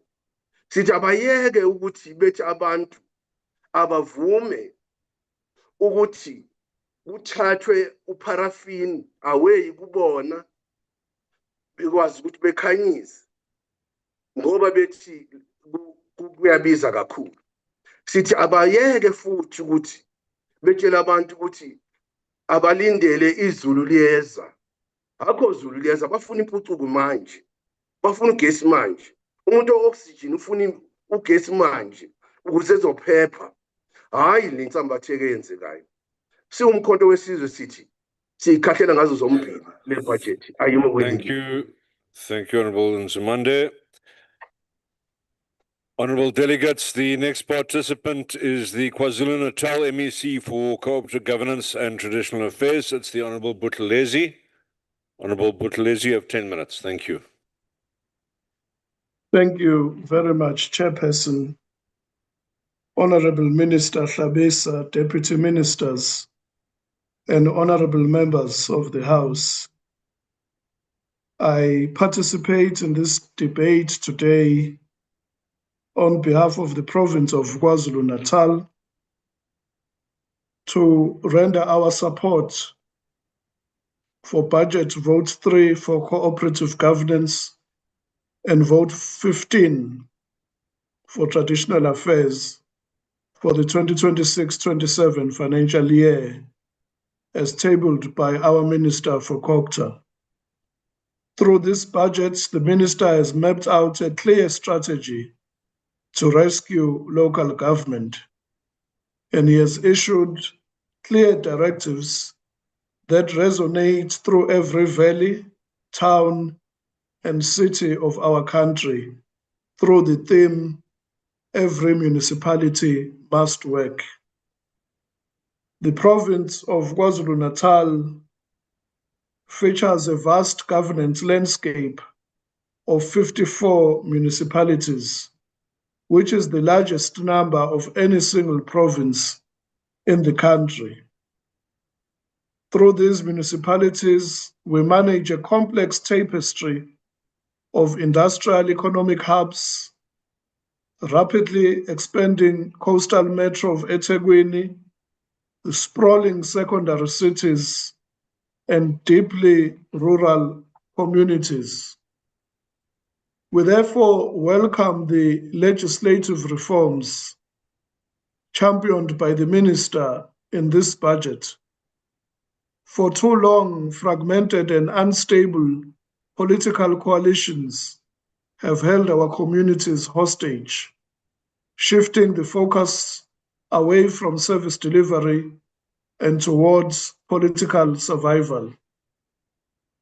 The introduction of the Municipal Structures Amendment Bill, the Coalition's Bill, provides a crucial framework for stability within local government.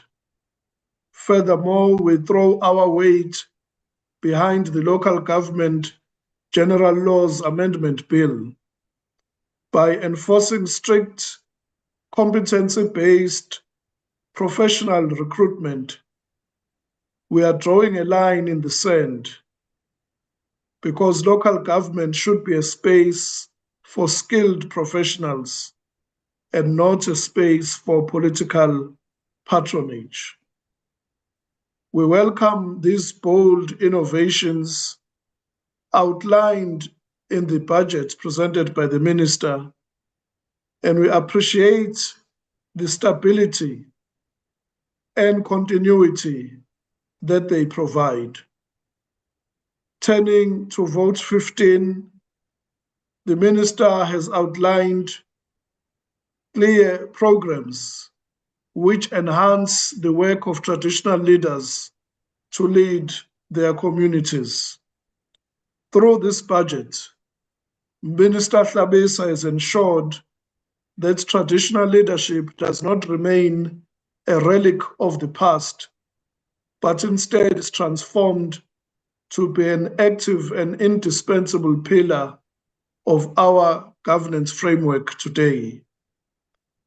True rural development and spatial economic transformation cannot happen without a structured, meaningful, and institutionalized partnership between government and traditional leaders. We stand firmly with the Minister's focus on the implementation of the Traditional and Khoisan Leadership Bill. We do not view Amakhosi as a parallel structure operating outside of government. Instead, we see Amakhosi as co-architects of development and service delivery within the governance framework.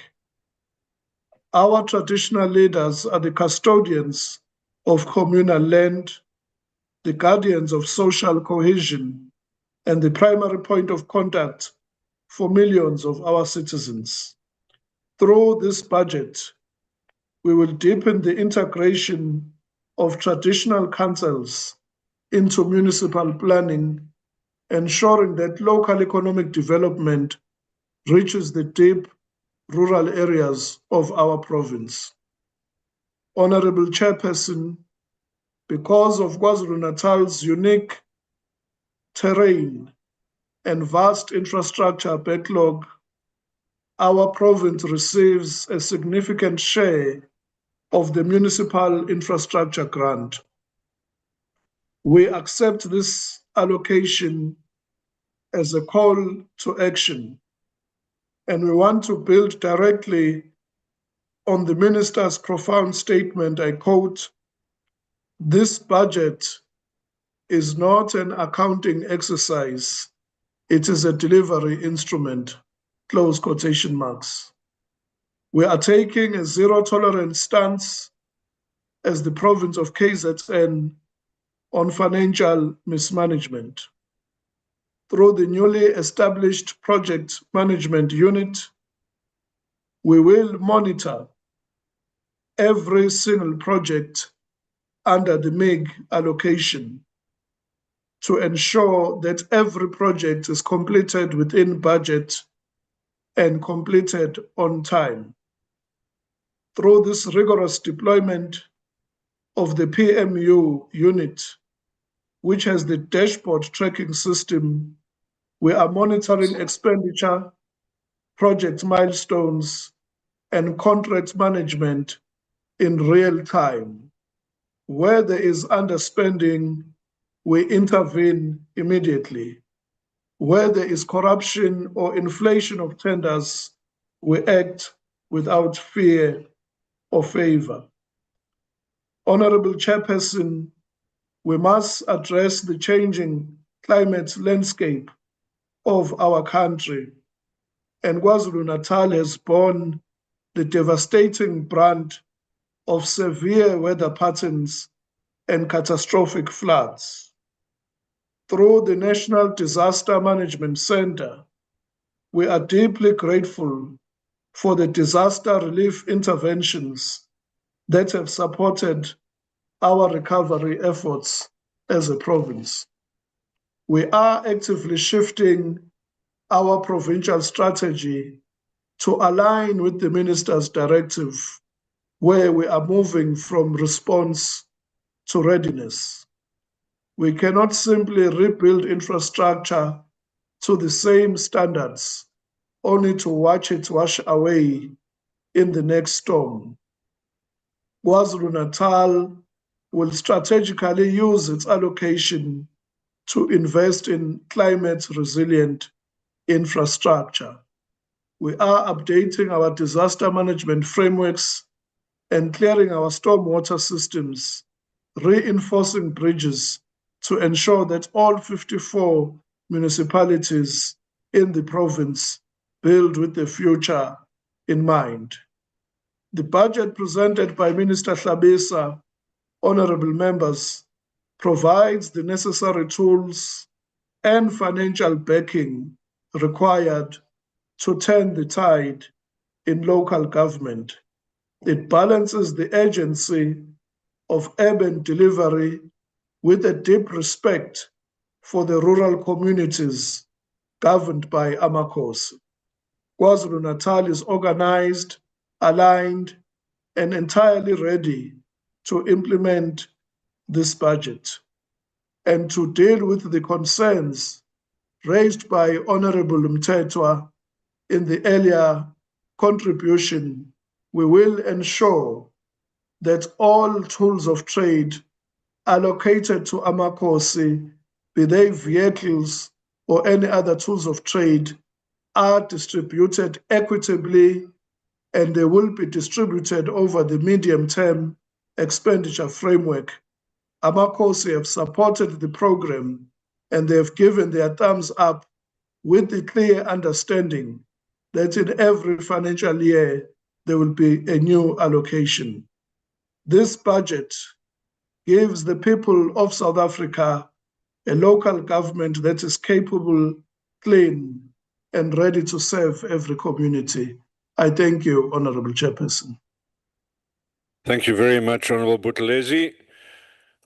Honorable members also participating virtually is the Honorable Xeza, who has the next 14 minutes to speak to us. Honorable Xeza. Thank you very much, Chair. Chairperson, the Economic Freedom Fighters rejects this budget vote not merely because of what it contains within it, but because it represents the continuation of a developmental path that has failed the people of South Africa. Minister, you have 254 municipalities in South Africa. When you speak of 41 clean audits, that represents a mere 16% of the total number of municipalities.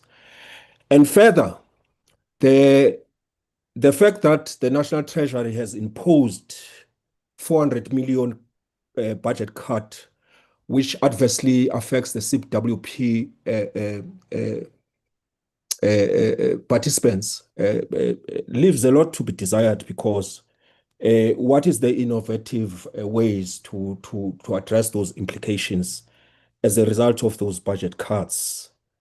A municipality, Minister, can improve accounting records while roads collapse and refuse remains uncollected.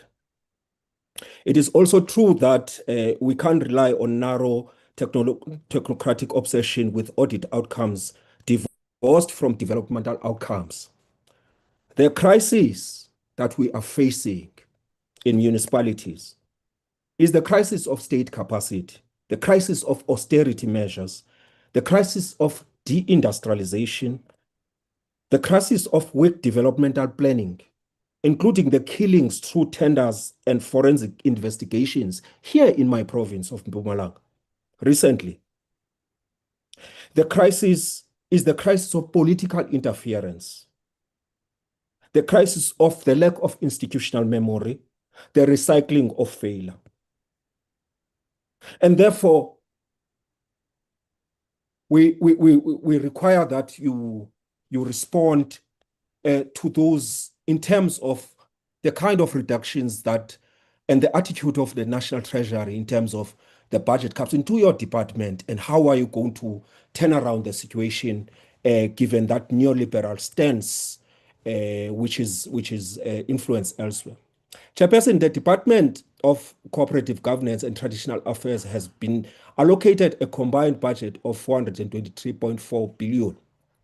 For the 2026-2027 financial year, we note that this total allocation represents an overall funding increase compared to the department's 2025-2026 budget.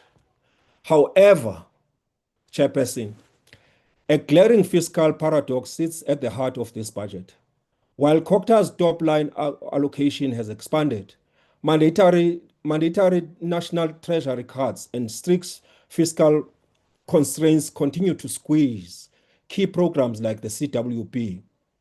Furthermore, local government is still reeling from the legacy of previous budget cuts, which permanently crippled municipal capacity and continues to bottleneck service delivery on the ground. Chairperson, while the 2026-2027 budget represents an attempt at financial recovery rather than a year of cuts, severe fiscal constraints still hang heavily over us. This budget, Chair, this budget vote is tabled under the ambitious theme, every municipality must work. But the burning question this House must answer is this. If our municipalities have been injected with hundreds of billions of rands year after year, why on earth are they working less and less? I'll tell you why. When the Economic Freedom Fighters was founded in 2013, it warned that political freedom without economic emancipation would produce deepening inequalities, collapsing public services, mass unemployment, spatial injustice, and continued marginalization of communities. More than 3 decades later, the evidence is before us. The EFF correctly identified that the democratic state was gradually abandoning its developmental obligations and increasingly becoming an administrator of poverty rather than an instrument of transformation. Today, municipalities across the country strengthen evidence of that warning. The EFF further stated that government must be an active participant in development and not a passive observer of social and economic decay.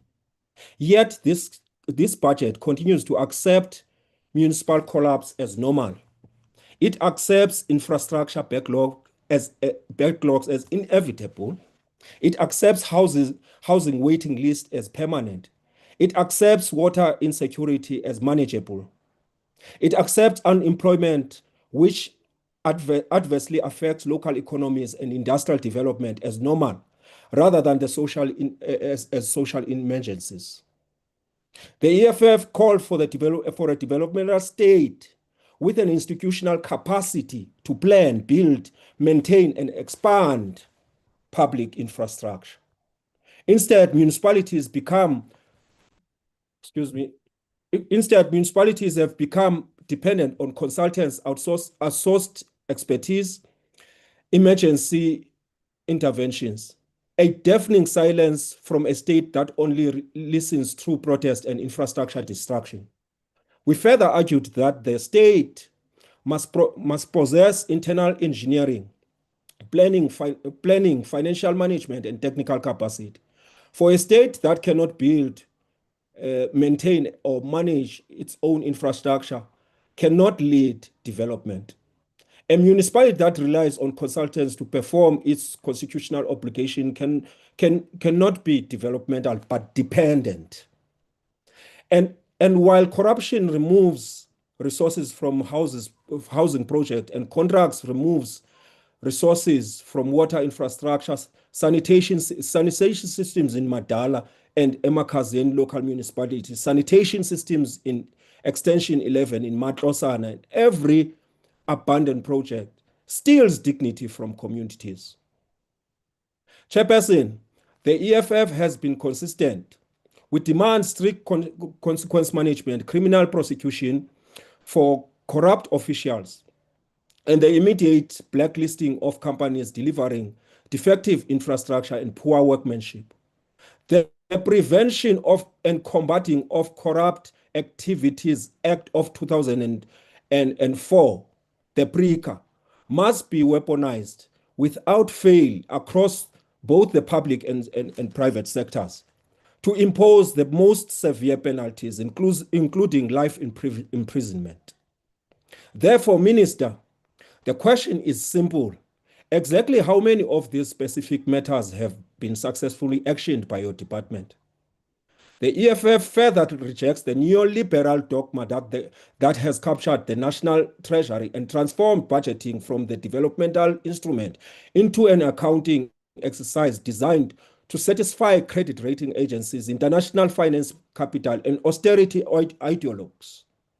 The fundamental problem with the 2026-2027 budget is not only the size of the allocation, but its inability to match the scale of South Africa's municipal crisis, to address escalating municipal debt, growing informal settlements, spatial justice, weak institutional capacity, and memory, right?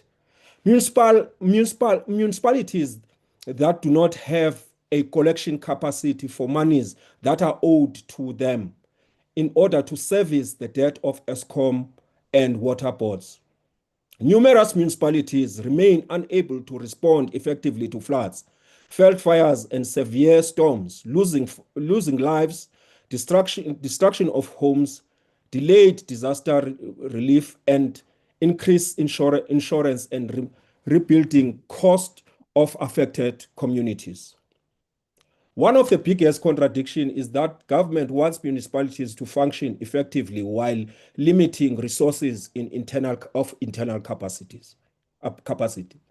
While transfers continue, municipalities face rising cost of tariffs, fuel increases, wage pressures, and population growth. Then we have a national treasury that represents a mandatory expenditure ceilings, fiscal consolidation, and budget constraints. The greatest victims of the national treasury's austerity programs are not investors, commercial banks, and multinational corporations. It is the poor, the unemployed, workers, pensioners, women, youth, persons with disabilities, and rural communities who depend on the state for basic services and economic opportunity. And I might say, Chairperson, there is no one in the world or no country in the world that has ever developed without the aid of the state. So at this point of us having racialized inequalities in municipalities, we require a state that is conscious and biased towards our people to actually develop them and have a bias in terms of development of rural and guarantee rural development. This state does not have that capacity. Instead, it cuts budgets. Every reduction expenditure has a human face. Every budget cuts translate into family going hungry, community living without electricity, water, sanitation, and decent housing. The poor did not create South Africa's debt burden. They did not move profits offshore through illicit financial flows. Yet the National Treasury and the department expect them to bear the consequences through reduced public expenditure and deteriorating public services. The Auditor General has also repeatedly identified material irregularities and procurement failures due to inducement taken, bribing officials to award tenders or paying tenderers to withdraw their bids, conflict of interest under Section 34 of the PRICA. Hence, the measure of government is not expenditure, but transformation. The measure of government is not whether it plans, but change the material conditions of communities. Therefore, the EFF rejects the politics of announcement without implementation, expenditure without outcomes, planning without delivery, accountability without consequences. We remain guided by the principles of that founding manifesto document that political power must be used to improve the material conditions of our people, particularly the poor, the working class, rural, and historically disadvantaged populace.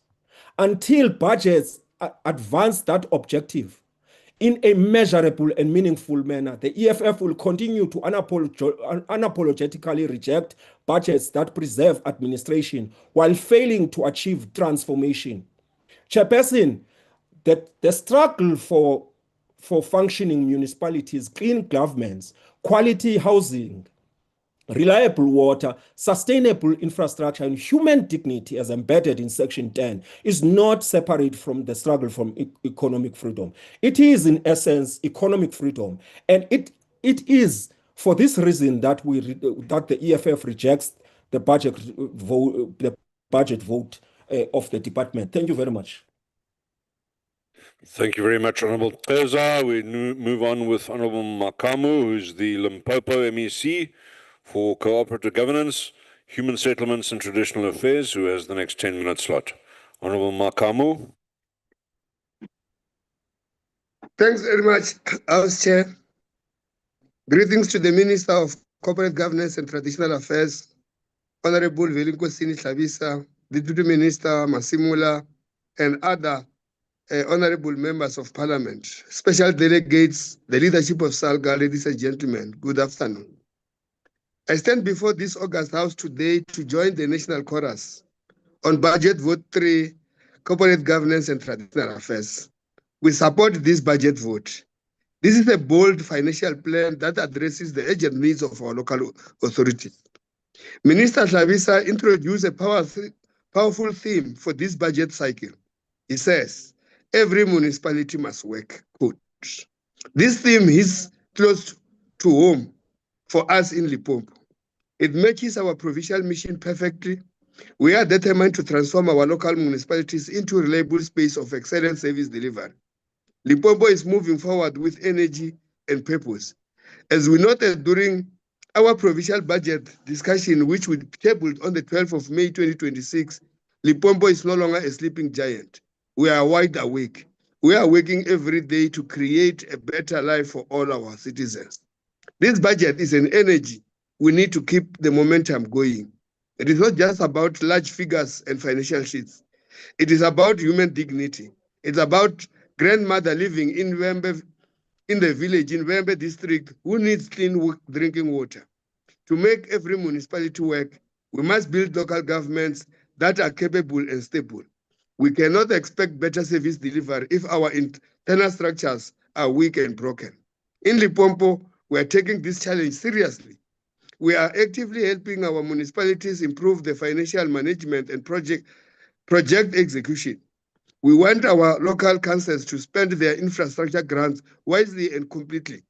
Every single cent of public money must go directly towards changing the lives on the ground. Through this budget vote, municipalities were supported to improve their financial affairs and audit outcomes. We take pride in acknowledging the dedication of the great effort from our two municipalities which attained unqualified audit opinions without matters of FSCs, clean audits for the 2024-25 financial year. The 2024-25 external audit outcomes have shown improvements as 18 municipalities achieve unqualified audit opinion with matters of FSCs compared to the 14 in the previous financial year.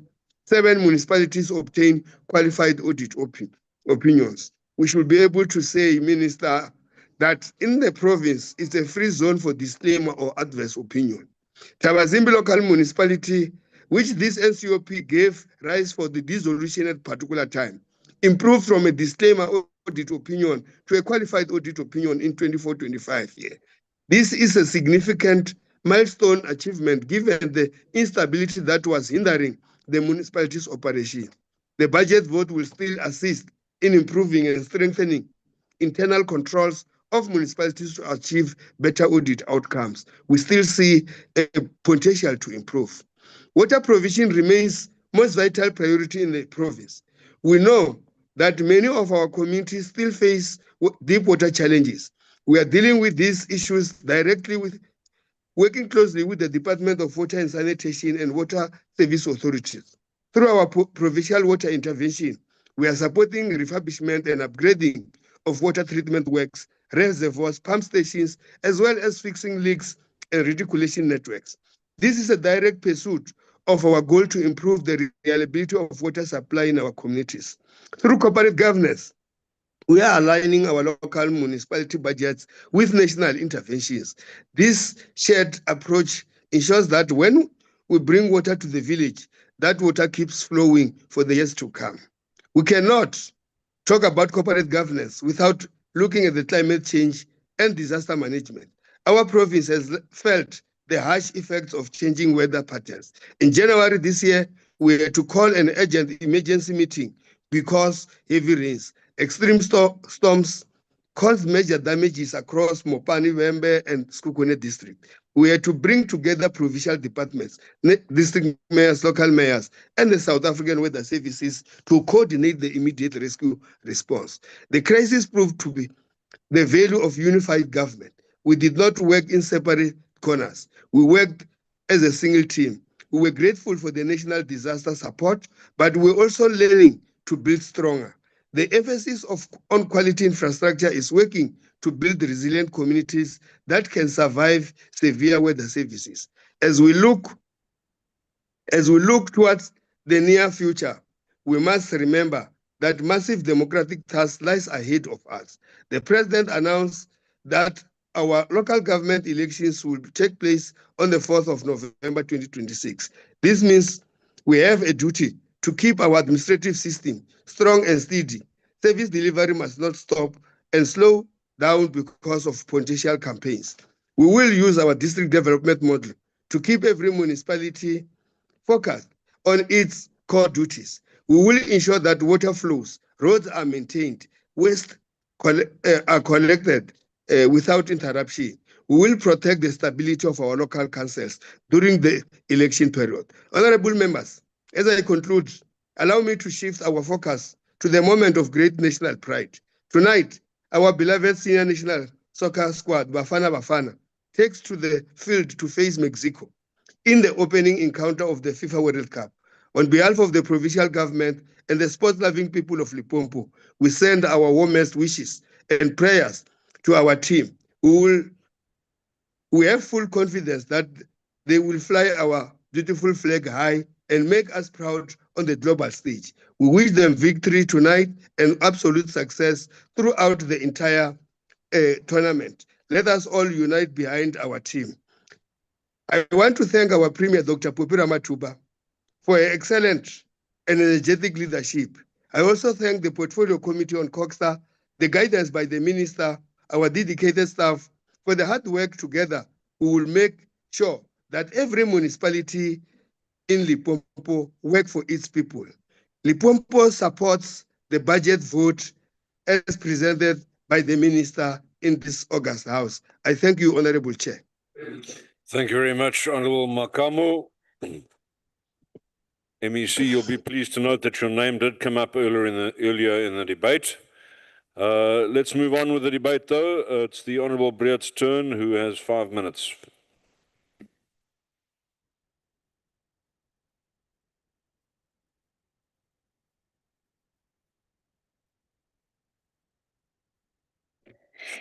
Thank you, House Chairperson.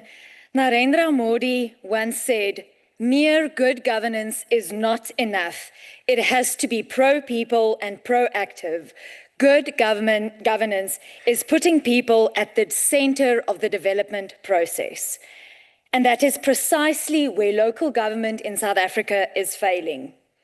We speak endlessly about governance, compliance frameworks, intervention plans, and turnaround strategies. Yet, communities still open taps and do not have water. They still sit in darkness because municipalities cannot pay Eskom. The question is therefore not whether municipalities are being governed. The question is whether they are being governed in the interest of the people who live there. Volgens die gekonsolideerde verslag van Nasionale Tesourie en die Departement van Samewerkende Regering verkeer 162 van die 275 munisipaliteite, dis ongeveer 63%, in finansiële nood. Teen Mei vanjaar was 34 munisipaliteite onder aktiewe provinsiale of nasionale intervensie ingevolge artikel 139 van die Grondwet. Wanneer mens as 6 uit 10 munisipaliteite elkeen in finansiële nood en krisisse verkeer, praat ons nie net van enkele uitsonderings nie, minister. And the reasons read like a checklist of a state of failure: dysfunctional councils, political instability, administrative paralysis, financial mismanagement, poor governments, and persistent failures to fulfill constitutional obligations, to name but a few. Voorsitter, en dan is ek genoodsaak om aan die Vrystaat te dink en aan 'n munisipaliteit Ngwate. Vir jare het inwoners van Ngwate die prys betaal vir politieke speletjies in die raadkamers en in die hofsale van ons land. Terwyl die ANC desperaat probeer beheer behou het belastingbetalers die rekening gekry. Hulle het betaal vir regsaksies, hulle het betaal vir uitgerekte prosesse, hulle het betaal vir politieke gevegte, en wat het hulle daarvoor teruggekry? Nie beter dienste nie, nie meer water nie, en beslis ook nie volhoubare krag nie. Vandag word die munisipaliteit in elk geval ontbind. Na al die tyd, na al die geld en na al die lyding van die inwoners. En nou, vir die res van hierdie termyn, word 'n raad waarin opposisiepartye ten minste nog oorsig en toesig kon hou en vrae kon vra, vervang met 'n administrateur, 'n ANC-administrateur. Die gemeenskap verloor hul stem, die belastingbetaler verloor verdere voordele en die ANC kry nog 'n geleentheid om beheer uit te oefen oor 'n munisipaliteit wat reeds op sy knieë is. Dit is nie pro-mens nie. Dit is nie 'n proaktiewe regering nie en dit is bloot die bestuur van verdere verval. But the tragedy is really that when municipalities fail, politicians often move on to the next position. The communities do not. And they remain behind to live with the consequences. Die krisis strek egter verder as net in die Vrystaat. Municipalities collectively owe Eskom more than 114 billion rand and more than 25 billion rand to water boards. Many municipalities continue to lose massive volumes of treated water through leaks, aging infrastructure, and poor maintenance. And in some areas, it is as high as 50% or even higher. Communities are effectively paying for services that disappear into the ground. What concerns me most is that when interventions are introduced, accountability often disappears with it. As Rigoberta Menchú warned, without strong watchdog institutions, impunity becomes the very foundation about which systems of corruption are built. Voorsitter, ons registrasieveldtog dra die eenvoudige boodskap. Agbare Badenhorst sê dit saam met my, dis ons tyd. Op 4 November gaan kiesers hulle besluit en hulle keuse wie hulle waghond is, kan uitvoer. Neem daai keuse, gaan registreer om te stem. Ek dank u. Great. Thank you very much indeed. We go back online, honourable members. The next participant is the Northern Cape MEC for Cooperative Governance, Human Settlements and Traditional Affairs, it's the Honourable Vass. I hope I pronounced that correctly. Thank you, Honourable House Chair, as Vass. Let me take this opportunity to greet the Honourable Minister of Cooperative Governance and Traditional Affairs, and let me also greet our Deputy Minister, the Chairperson of the House of Traditional Lead and Khoisan Leaders, and let me also greet the President of SALGA, my colleagues, all MECs and members of the NCOP, ladies and gentlemen. Allow me to appreciate the opportunity granted. On behalf of the people of the Northern Cape and our Provincial House of Traditional and Khoisan Leaders, let me also pass our sincere message of condolences to the family of His Majesty, King Mabena II, the King of the Amandebele Nation, who passed away on Tuesday morning after a long and impactful reign. May his soul rest in peace. Honourable members, I address this afternoon representing the vast, resilient and structurally unique province, the Northern Cape. I rise to add the voice of our provincial government to the debate on the budget vote 3 as tabled by our Honourable Minister. Minister, we accepted the clear mandate embedded within your address. Every municipality must work. For the Northern Cape Provincial Government led by our Premier Dr. Sol, it is an absolute operational directive. It is the yardstick by which our actions, our provincial intervention, and our resource allocation are measured daily. Local government is our primary line of contact with the people. When a municipality falters, a family goes without clean running water, and the entrepreneur loses business due to power instability, and the community loses faith in our democratic institution. As we deliberate on this national budget allocation for corporate governance, we must look closely at how these resources touch the ground in our most rural spaces. My address today focuses exclusively on how the Northern Cape Department of COGSTA, in tandem with our provincial treasury, translate this national framework into practical municipal support, deliberate regulatory intervention, and sustainable pockets of absolute excellence. Honorable members, in early May 2026, we took a tough but necessary decision to place the biggest municipality in our province, Solplaiki Local Municipality, under provincial administration through Section 1391B of the Constitution. And this was after a month of instability at the governance level that negatively impacted service delivery.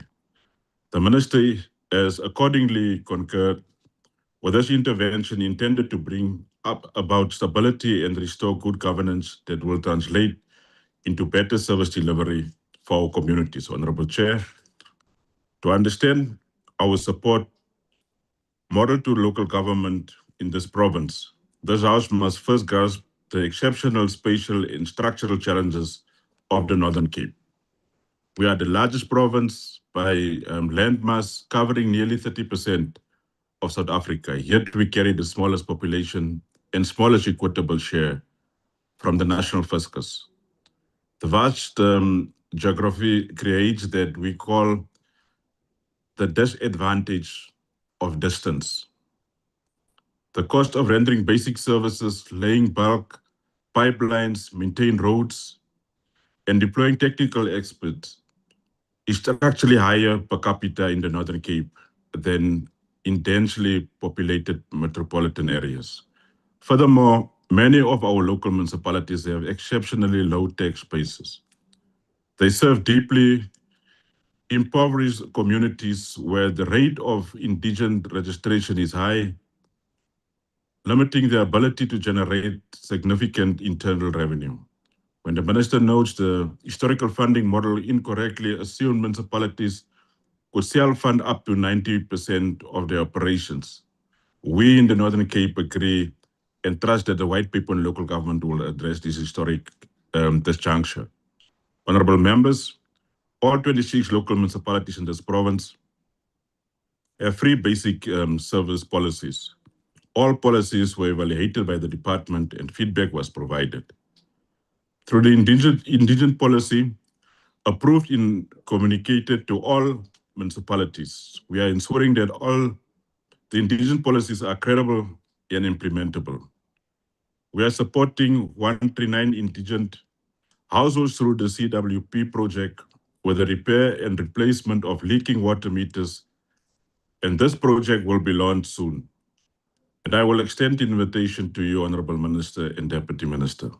In partnership with the National Business Initiative and PepsiCo, we will train 26 CWP participants, 20 in Rietfontein and 6 in Uppington, on plumbing, theory and practice to ensure the continued execution of this initiative.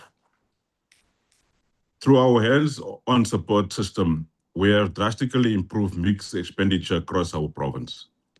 We are ensuring that every cent allocated to bulk water infrastructure, sanitation, and high-mass solar lighting in communities like Kamisberg, Tsansabani, and Renosterberg is spent effectively. Honorable members, the Department of Cox in the province continues to support and monitor all 25 local municipalities on the planning and implementation of the MSIG. The 25-26 total allocation for the province is just over 504 million, with the revised allocation increase with 18,306,000. The bulk of this allocation is allocated to water, to sanitation, as well as roads and stormwater projects. Honorable Minister and members, I'm happy to report that the current expenditure as at the end of May 2026 was at 74.14%, which is an improvement compared to the 69% the last financial year. 6 municipalities, namely Gamagara, Karoo Hoogland, Mtanjeni, Thembelihle, Renosterberg, and Gatlopile, received additional funding as a result of excellent performance. Minister, we are fully supporting the national drive to eliminate unfunded budgets. We continue to take hardline approach in the Northern Cape with regard to unfunded budgets, working closely with provincial treasury. While our primary mandate under Section 154 of the Constitution is to support and strengthen the capacity of municipalities, We do not shy away from our regulatory duties. Where governance breaks down, where country instability paralyzes administration, or where financial mismanagement threatens the constitutional rights of our citizens, the Northern Cape Provincial Government intervenes decisively. Honorable Chairperson, amidst the well-documented challenges of local government in our country, it is easy to fall into a narrative of total despair. But that narrative is incomplete and unfair to the thousands of public servants, councillors, and technicians who are doing incredible work under tough conditions. The Northern Cape possesses remarkable pockets of excellence that prove local government can work efficiently, transparently, and progressively. Look at the Francis Bar District Municipality. This district has consistently demonstrated what stable governance, professional administration, and clear strategic foresight can achieve. It has maintained a track record of clean audit outcome. From the Auditor General, Francis Bar does not treat its district allocation as an administrative check. It utilizes its institutional strength to absorb excess technical demands from its local municipalities such as Dikgatlong and Magareng. This is district development model working in its true sense, with strong supporting the vulnerable to live the entire region's baseline. Honorable Minister, when I addressed the opening of the Provincial House of Traditional and Khoisan Leaders last week in the Northern Cape, I highlighted the importance of our traditional leaders as core partners in rural development. Through the Provincial House, we are ensuring that our traditional authorities are fully integrated into municipal integrated development plans. The budget tabled by the Minister gives us the national framework, the legislative backing, and the necessary financial instrument to push forward. But the real work of local government happens on the hot, dusty streets of our towns, villages, and suburbs across our country. The Northern Cape Provincial Government stands fully behind the National Department's vision to support this budget. We are under no illusion about the scale of the challenges that remain. We know where the cracks are, and we know where municipalities require firmer intervention. But we also know the immense potential of our people and our institutions. Let us work together across all spheres of government under the banner of the district development model to fulfill the promise of our constitution and to ensure Thank that you, MEC. indeed every single municipality in our province works for our people. Thank you very much, Honorable Chair. Thank you, MEC. Honourable delegates, the remainder of the debate takes place in the chamber. The next speaker is a special delegate from Gauteng province, visiting us for the first time. It's the Honourable Rasalingwane.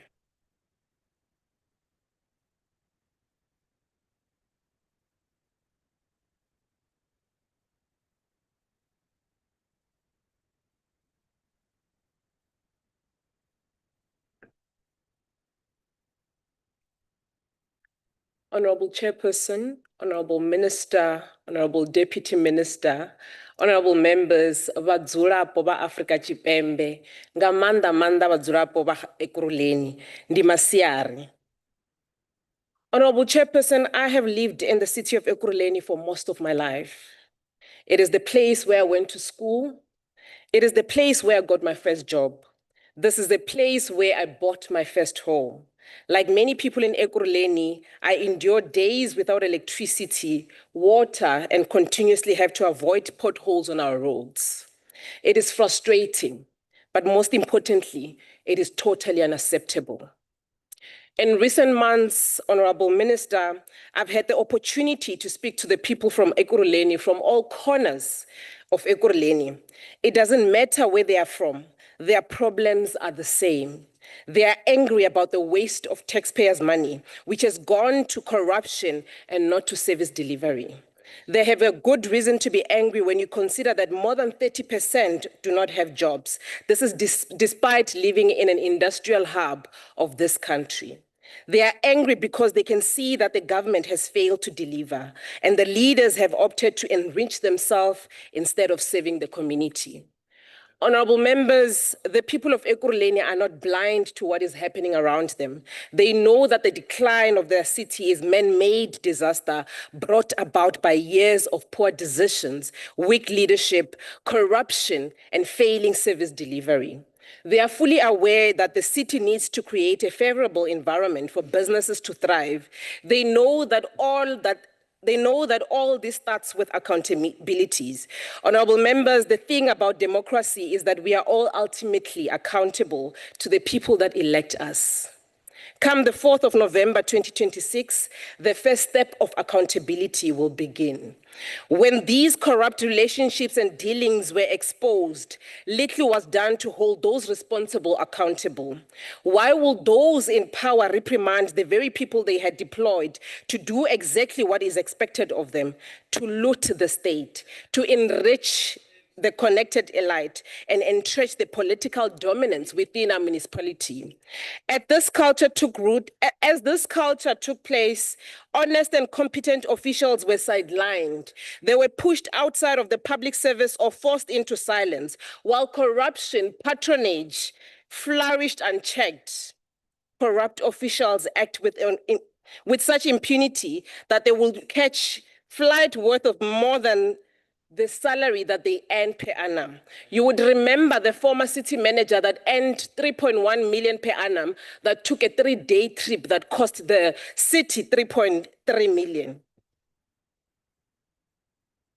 While billions that get siphoned through security tenders, while billions that get siphoned through toilet tenders, the cyber heist. And yet to date, Honorable Chairperson, there is no one behind bars wearing the orange overalls that they're supposed to wear. And this is why we as the Democratic Alliance says that it is time that we catch and convict and clean the city of Ekurhuleni for the residents. What we have already learned from the Madlanga Commission is that cities like Ekurhuleni is a mafia-like operation that has taken over government. The very purpose of the system has become compromised. And this is happening in the city of Ekurhuleni that is supposed to be an industrial hub of our country. You only need to look at the fact that 63% of municipalities did not even achieve clean audits to understand the large scale of the problem that we have in our country. The consequences of looting the state is simple. The government no longer has the resources to perform its most basics of services, which is to provide services to the resident. Roads go unrepaired and begin to crumble. Street lights stop working and water pipes burst and remain unattended. The impact is not only felt by residents, but also by businesses. And there's no economy that can thrive in an environment where basic services. Sorry. Honorable Russell Ngwane, please take your seat. Honorable Baden-Austin, what are you rising? I'll rise on Rule 47, Chair. Rule 47. Thank you. Please go ahead. Just, if you can ask the members down there in the middle, somewhere there by Honorable Modisi, if they can just stop conversing aloud while our speaker and her timer is ticking away here. Can they stop the time clock, please? While she's having a brilliant speech, they are chatting away there. If they can't sledge, they must keep their mouths quiet, please. Honorable Russell Ngwane, please take your seat. Thank you. Honorable delegates, I think we all know the rules. We may always come in with a comment or two, but please don't drown out the speaker. Give her a chance at the podium. If we can continue with the speech and retain the decorum of the House. Thank you. Please go ahead, Honorable Russell Ngwane.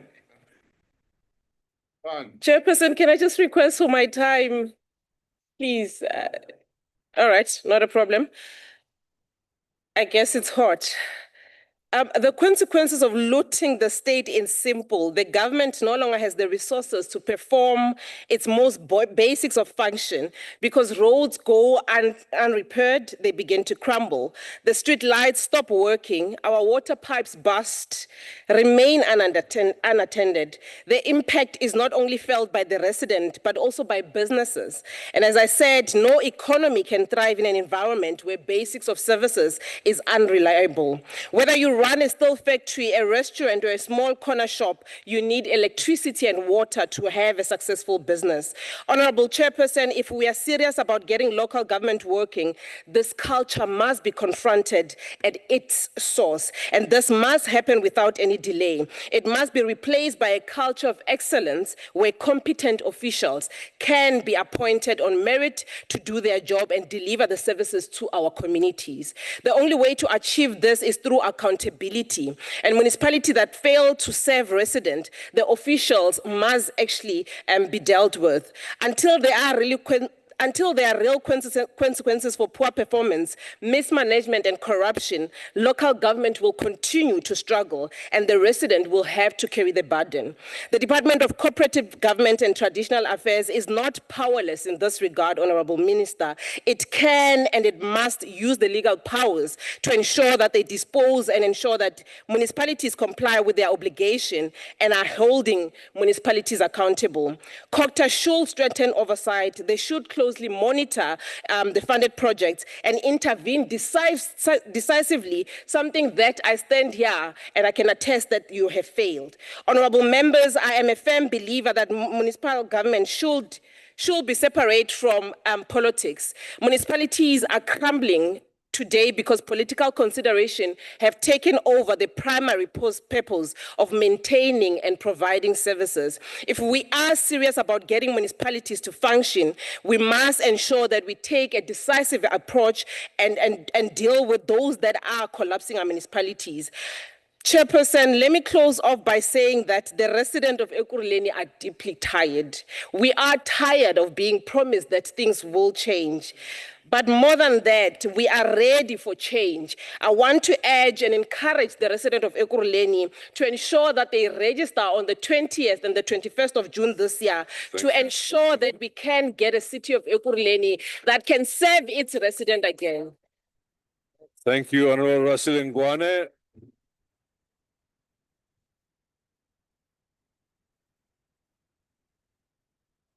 Honorable delegates, the next participant in the debate is the Deputy Minister of Cooperative Governance and Traditional Affairs. We welcome the Honorable Dr. Masimola.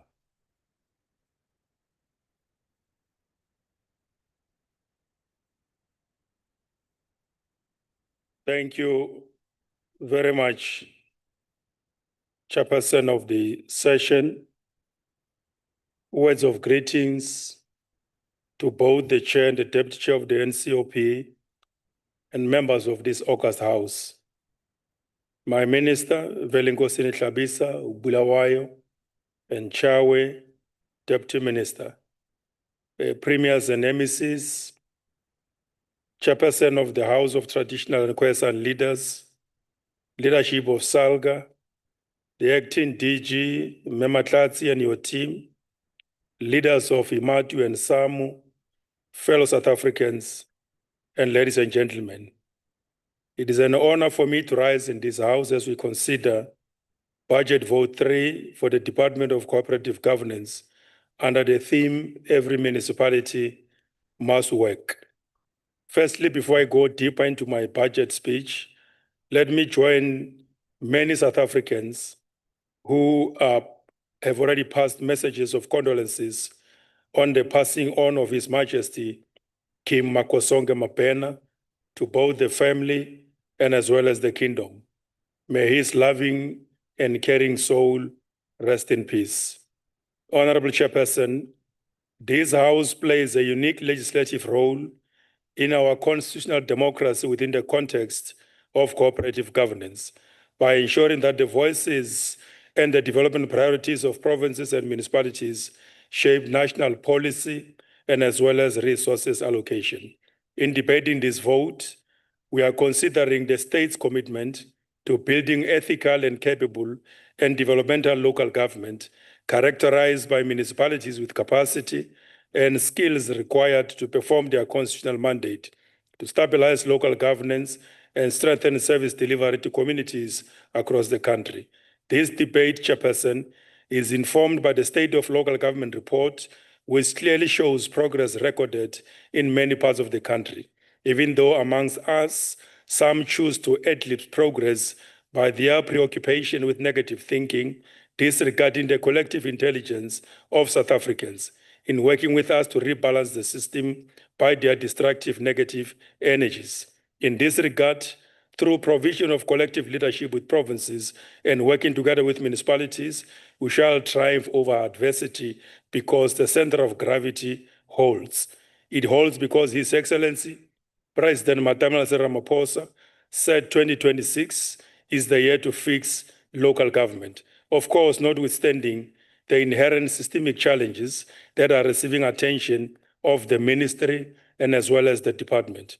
In doing so, Honorable Chairperson, we continue to assess progress being made across provinces to rebuild local government and ensure proper relational governance where communities are directly involved on matters of their municipalities than being recipients of services. In this regard, I would like to appreciate the good work that provinces continue to do, particularly MECs for local government and traditional affairs in supporting municipalities to sharpen their systems to serve the citizens better. The transformation of local government guided, Honorable Chairperson, by the 1998 White Paper made tremendous progress in the establishment of structures and systems to ensure implementation of developmental program and provision of services to communities, noting the capacity of the system to have carried macro development objectives of the country, as well articulated in various national development plans from 1995 hitherto. To date, our ongoing efforts to ensure an effective and efficient functioning local government, as envisaged in the National Development Plan, is taking place within the context of the need for reforms that are underway. This reform is being realized through the review of the 1998 White Paper, which remains a policy mainstay for local government transformation in our country. We are confident that the progressive reforms incorporated in the current White Paper on local government will transform the local government landscape into an effective domain for improved service delivery and high moral conscience required to serve the people of this country, and reset the system for transformational and values-based leadership that should become the permanent feature of the system for demonstration of high level of ethics and as well as integrity. Our objective, therefore, Chairperson, is to address governance failures, weak financial controls, structural design limitation, planning and implementation challenges, socio-economic pressures, as well as political systems constraint. The published white paper is very clear that it requires national collaborative efforts for its realization, hence our continuous engagement with various political parties in this country to ensure a confluence of perspectives on the primacy of this policy for growth and development of our own country. This white paper policy process talks to 5 key matters: establishment of one local government system, creation and sharpening of our systems for clean and capable governance, differentiations of reform pathways, categorization framework for clear reform pathways, alignments of powers and functions for sustainability, partnerships-based governance, financial, and as well as service delivery reforms. Equally, we are establishing a national coordination center for policy transition and as well as implementation. Therefore, whilst we are pursuing these reforms, Honorable Chairperson, municipal performance and turnaround strategy to address challenges around pillars of this system becomes extremely important, and that remains our continuous preoccupation. His Excellency, President Ramaphosa, conceptualized and launched the district development model to provide a more practical framework to ensure realization of Chapter 3 of the country's constitution in relation to planning, funding, implementation, monitoring of performance, and as well as evaluation. Our goal, therefore, in this regard, through this system, is to make sure that the people of this country continue to get quality water services, better sanitation facilities, electricity, better roads, fill potholes, ensure safety and security, and of course, strengthened accountability by those who are responsible. We have just in the recent past few days, Honorable Chairperson, jointly with the Department of Energy and Electricity, ESCOM and SALGA, agreed on the establishment of Joint Electricity Crisis Management Committee so that the existing mechanisms like distribution agency agreements can well be strengthened, and we explore other mechanisms of managing these intergovernmental constraints with regard to issues of delivery of services. Honorable Chairperson, over the past year, we have been working very hard, working together with provinces. We have invoked and strengthened both Section 154 and 139 of the country's constitution. As I'm speaking at this point in time, our agenda to stabilize the metropolitan municipalities and the secondary cities of our country, that program is underway. We are in Buffalo City, working with the leadership of the province.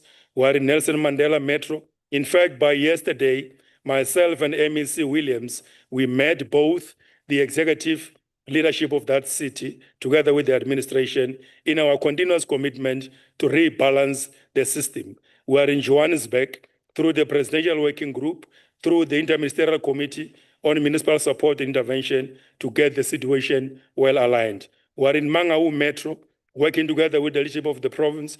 We are in Makana, we are in Maludiapofung, we are in Mfuleni. As the minister has said, Ditsobotla is the high point of this responsibility. Honorable Chairperson, through targeted oversight, visits, and support engagements in numerous districts of our country and local municipalities have taken place, working together with SALGA. Some of these challenges that we have identified through those collective efforts together with provinces are around how do we strengthen matters of governance, ensure political stability out of the coalitions that are very unstable, that are impacting our ability to deliver services very wrongly. This situation put together is what we are working on very seriously as a system. Continuing forward, Chairperson, we are very much focused through our intervention mechanisms to address what could be a national challenge, which some people may despair as if we don't have solutions. We're dealing with these matters very closely around municipal debt to ESCOM. We're dealing with these matters around municipal debt to water boards. We're dealing with these issues around consumers' debts to municipalities. We're attending to issues of distressed municipalities. We're attending to matters of unfunded municipal budgets. Honorable Chairperson, working together with National Treasury, we are afoot with a process around the review of the funding model of local government. Progress report and the synthesis report will be issued at an appropriate time that will give very clear understanding and accountability with the work that we are doing. Professionalization of municipalities is underway, guided by this policy process, which must not be lamented. We are providing practical solutions. Strengthening of oversight for enhanced accountability is underway. A framework has been given for how the municipal public accounts committees are supposed to function.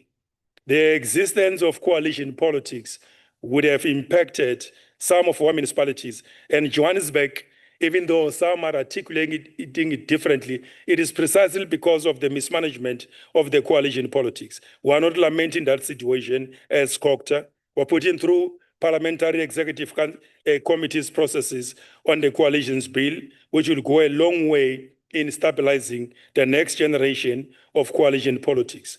We are addressing the salary structure of municipal managers and senior municipal officials for skills attraction and as well as retention, so that those that are required in those rural municipalities equally do get these qualified South Africans. Introduction of digital governance for decision-making and record-keeping is what we are working on. We have established a strategic hub for data-driven leadership and evidence-based management as a repository to help those who politically and as well as administratively are supposed to take decisions. Introduction of various policy frameworks and legislation to stabilize the system is our continuous preoccupation, including the discussion that we have had with the Department of Small Business on how do we conceptualize going forward local economic development within the confines of the macroeconomic strategy of the Republic of South Africa. Honorable Chairperson, a key priority supported through this budget is accelerating infrastructure delivery.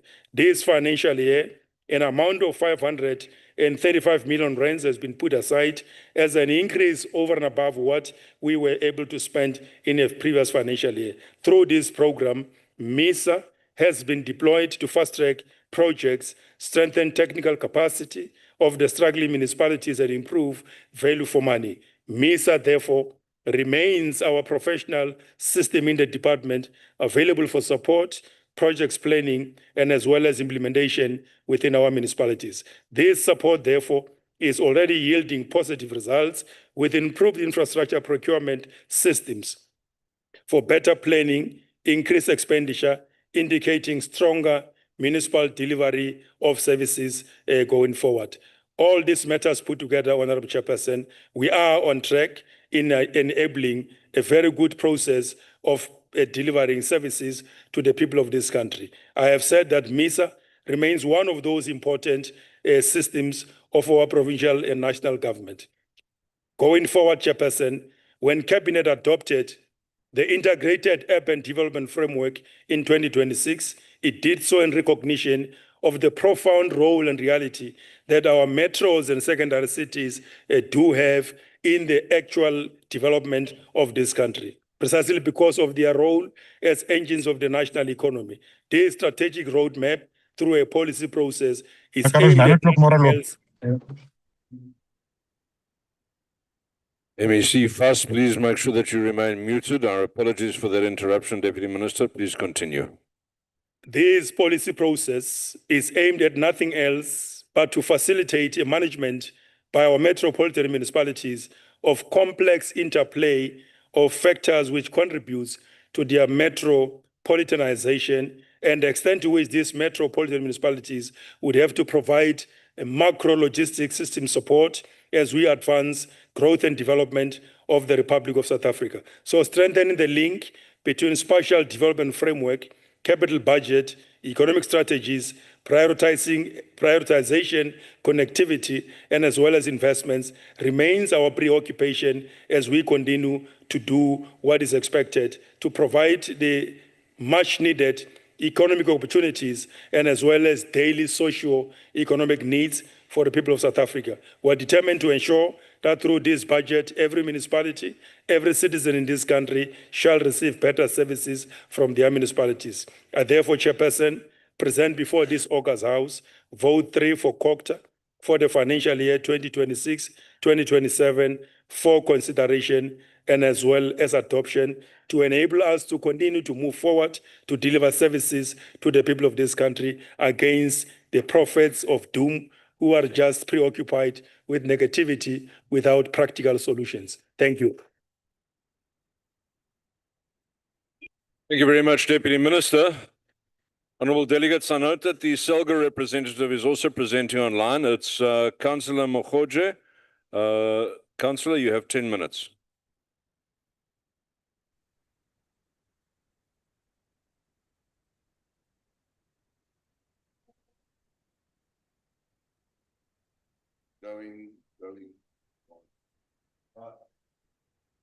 Honorable Chairperson of the NCOP and Deputy Chairperson, Honorable Minister and the Deputy Ministers, Honorable MECs present, Honorable Chief Whip of the NCOP, Honorable House Chairperson, Honorable Permanent Delegates, Honorable Special Delegates, Honorable Chair, allow me on behalf of the Leadership Collective of the Organized Local Government, SALGA, to express our sincere appreciation and gratitude for this opportunity to contribute towards the debate on the Department of Corporate Governance budget as delivered by the Honorable Minister, supported by the Deputy Ministers and MECs for local government. As a partner in local government, we welcome the Honorable Minister's budget as we remain hopeful that it will contribute towards the vision envisaged for the sphere of local government and how we bring about definitive change across our municipality. We in particular support developments around the review of the 1998 White Paper on Local Government. The White Paper serves as a foundation policy document establishing a new democratic system of developmental local government aimed at reversing apartheid era inequalities. It defines municipalities as an active agents for development, prioritizing social growth, community participation, and sustainable service delivery. While visionary, the 1998 white paper on local government created a complex, overregulated system that has often hindered rather than help municipalities execute their constitutional mandate. It is our hope as SALGA that the review of the white paper will reverse performance regression, enhancing accountability, ensure financial sustainability, and improve revenue management. But more importantly, stabilize the increasing negative impact of coalition politics. For the first time in a generation, South Africa is reimagining what local government must become, its purpose, its architect, its capabilities, and its relationship with communities. This process presents a rare and powerful moment to reshape the sector and address long-standing structural barriers. It allows us to rethink fiscal models, government arrangement, functional assignment, and institutional capacity. Honorable Chair and members of the NCOP and SALGA, we stand ready to, within the spirit of the 1998 white paper on local government, work collaboratively with the minister and the department to respond to the complex challenges in local government and to find sustainable ways to meet community needs and improve the quality of their lives. In particular, we would like to see the fast tracking of the legislative reforms such as the Intergovernmental Monitoring Support and Interventions Bill, the Local Government General Laws Amendment Bill, and the Municipal Structures Amendment Bill, commonly referred to as the Coalition Bill. We are of the view that these legislative reforms will not only introduce a structured approach to Section 154, support directed to municipality, and Section 139, intervention in municipalities, but importantly, introduce governance and operational efficiency and address instability in coalition governments. Honorable Chair, as we march towards the 6th democratic local government election on the 4th of November this year, it is our view that local government has a profound impact on lives of ordinary South Africans in expanding the provision of service delivery to our people. While it is true that several serious and complex challenges persist in many of our municipalities, by and large, local governments has delivered quality services and a better life for the majority of our people. As confirmed by official statistics, we must therefore seize the moment and use it as an opportunity to renew local government towards a capable, ethical, and accountable sphere of government where service delivery becomes reliable, predictable, and consistent. Honorable Chair, as SALGA, we remain concerned about the high number of municipalities that are financially distressed. We are particularly concerned about the debt owed by municipalities to ESCOM, water boards, and the water trading entity, as well as the underlying debt owed to municipalities. We stand in total debt of 467 billion as at the end of December 2025. If municipalities are not financially sustainable, the sustainability of all institutions in the value chain, including water boards, is negatively impacted. We continue to advocate for a holistic approach to address the debt through cost of supply studies and infrastructure, operational and institutional assessment to identify solutions. It is our submission that fundamental in making municipality developmental, it's an agent need to sort out some of the lingering challenges arising from the current fiscal framework. This must include consideration of the unsustainable and increasing debt owed to and by the municipalities. Both measures are needed to curb these debts, ensure municipalities collect and better manage their customers, and national interventions are initiated to ensure that this growth debt situation does not undermine the solvency of the local government. Working closely with both COGTA and the National Treasury and other key stakeholders, we believe we can bring about positive change. Honorable Chair and members of the NCOP, ministers, our Deputy Minister, as I draw towards my conclusion, I stand before you on behalf of the leadership collective of organized local government and the local government leaders from all our municipalities and pledge our support to the minister and the department to fulfill the promise of our constitution to build a better life for all. In realization of our founding father, Nelson Mandela, open quote, he said, "It is in our hands to make our country a better place for all our people." Close quote. I thank you, Chair. Thank you very much, Councillor. Honourable delegates, next at the podium, it's the Honourable Badenhorst, who has 6 minutes.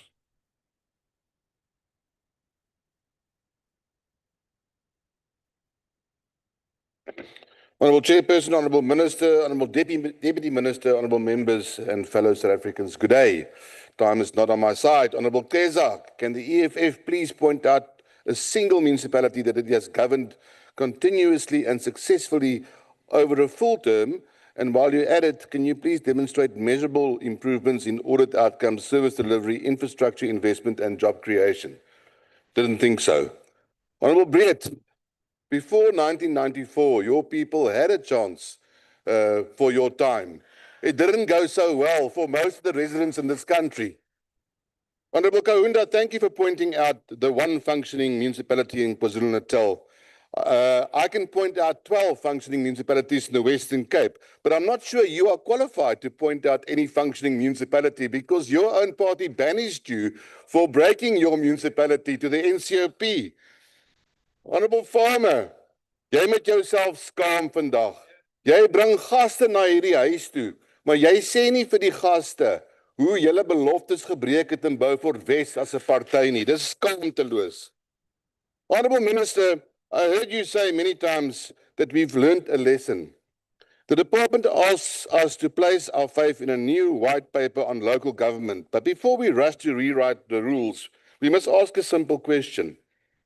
If government cannot implement the powers it already has, why should South Africans believe it will implement a new set of policies any better?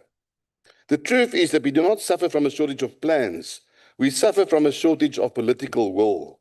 Over the past 2 decades, we've had Project Consolidate, local government turnaround strategies, Operation Clean Audit, Back to Basics, District Development Model pilots, presidential summits, and countless intervention frameworks. Yet today, communities still live with sewage in their streets, dry taps, potholes, crime-ridden neighborhoods, and collapsing infrastructure. And that's the reason why Honourable Mamabola is here every time he gets a chance, because the infrastructure in his backyard is crumbling. But don't worry, Gogozolo is on her way to fix Gauteng after the 4th of November. Speaking of which, the Democratic Alliance enters the 2026 local government elections with 4 clear priorities: create jobs, fight crime, end corruption, and deliver excellent services. The tragedy is that local government all over South Africa should already be doing those 4 things, but it's not. When municipalities cannot provide reliable water, businesses cannot invest and jobs are lost. When streets are dark due to neglected infrastructure, criminals thrive. And that's why we need to catch, convict, and clean up. When procurement becomes a feeding trough for connected cadres, corruption flourishes. And when basic services fail, residents like Mavenda in Pomalong lose faith in government itself. Nowhere is this clearer than the district development model. Let's look at this quickly. The DDM was sold as a solution that would align all spheres of government around one plan. Yet, where is the evidence of successes around that one plan? Did the DDM prevent the collapse of water services in Umfuleni? Did it stop the sewage crisis in the Vaal? Did it rescue Malutu Apofong? Did it save Matlosana, Maribeng, and Ngaka Modiri Molema from recurring service delivery failures? The answer is no. Instead, the DDM has too often become another layer of meetings, forums, coordinators, and presentations while residents wait for water from their taps and sewage to stop flowing into their rivers. Compare that to the joint district and metro approach in the Western Cape, where municipalities focus on practical delivery rather than bureaucratic experiments. Functional infrastructure attracts investment. Investment creates jobs. Well-maintained public spaces improve safety. Strong financial controls reduce corruption. Reliable services restore public confidence. Proven track record, no pie in the sky with evidence, Minister. Which is why Cape Town is now one of the 8 global cities in the world to host a major marathon, as announced yesterday. The difference is not a better slogan, the difference is better governance. Honourable Minister, if this white paper is to mean anything, it must confront the uncomfortable truth that failing municipalities are not primarily victims of a flawed system. They are victims of poor governance, weak accountability, and political interference. South Africans do not need another plan to explain why municipalities are failing. They need municipalities that create jobs through growth, fight crime through safer communities, end corruption through accountability, and deliver excellent services through competent administration. Because builders build and breakers break. And you'll often hear this, honourable members. And the voters out there pick this up. Often this talk of racial oppression. ANC has gone from racial oppression to racial obsession. Millions of South Africans were born after 1994. Let me be 100% accurate. 6 million registered voters were born after 1994. Blame them for the past at your peril. In fact, they are the judges. They judge leaders by results, not liberation credentials. When communities don't have jobs, water, electricity, or functioning roads, 3 decades after liberation, those voters want solutions, not excuses. Come the 4th of November, they will be punishing the ANC and their spawn, the EFF and the MK party, again. Thank you very much. And go! Thank you, Honourable Badenhorst. Honourable delegates, the semi-final speech in this debate will fall to the Honourable Mabebo.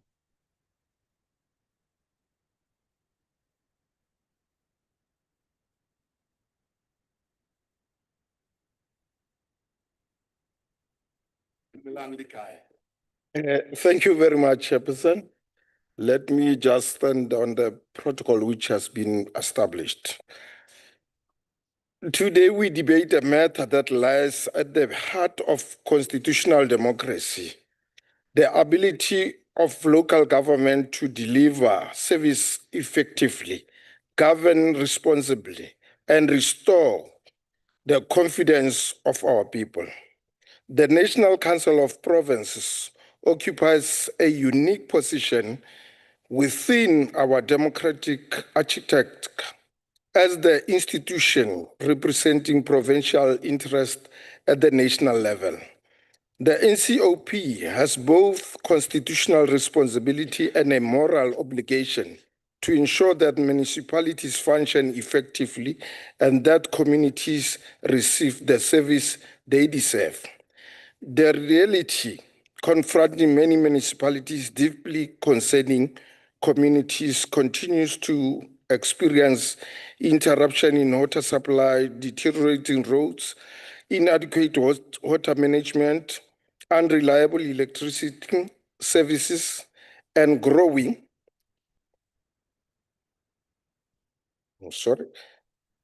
infrastructure backlog. The challenges undermine economic development, social cohesion, and public confidence in government. As we consider this budget vote, we must ask ourselves a fundamental question. How can the NCOP strengthen local government to deliver better economic for our people?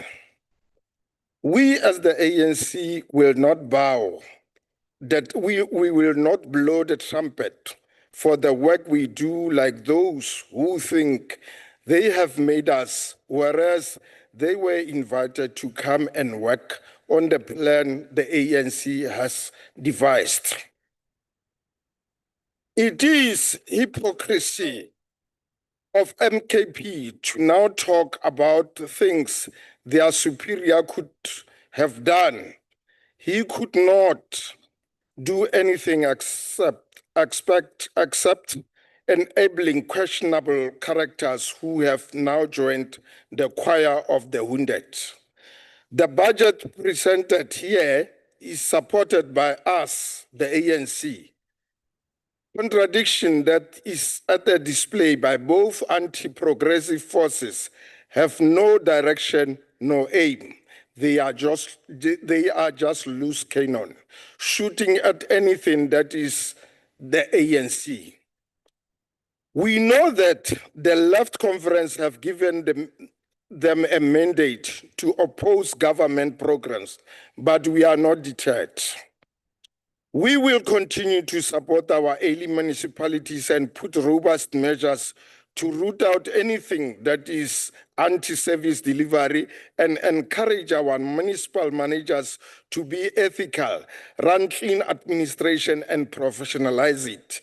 Chair, let us be honest. MKP does not know what they want. They do not walk the talk. They live in their own dreamland. As for the EFF, is living far from reality. All they know is theories that can never be translated into actions. How do they call for implementation whereas they do not need this budget? It is a fairy tale song when they say they reject this budget. As for Honorable Dr. Skier Kochel, you have undermined the people of Joburg by sending your retired soldier as a mayoral candidate to the youthful city of Joburg. As for Honorable Badenhorst, why should we worry? Why should the moon worry when the dog barks?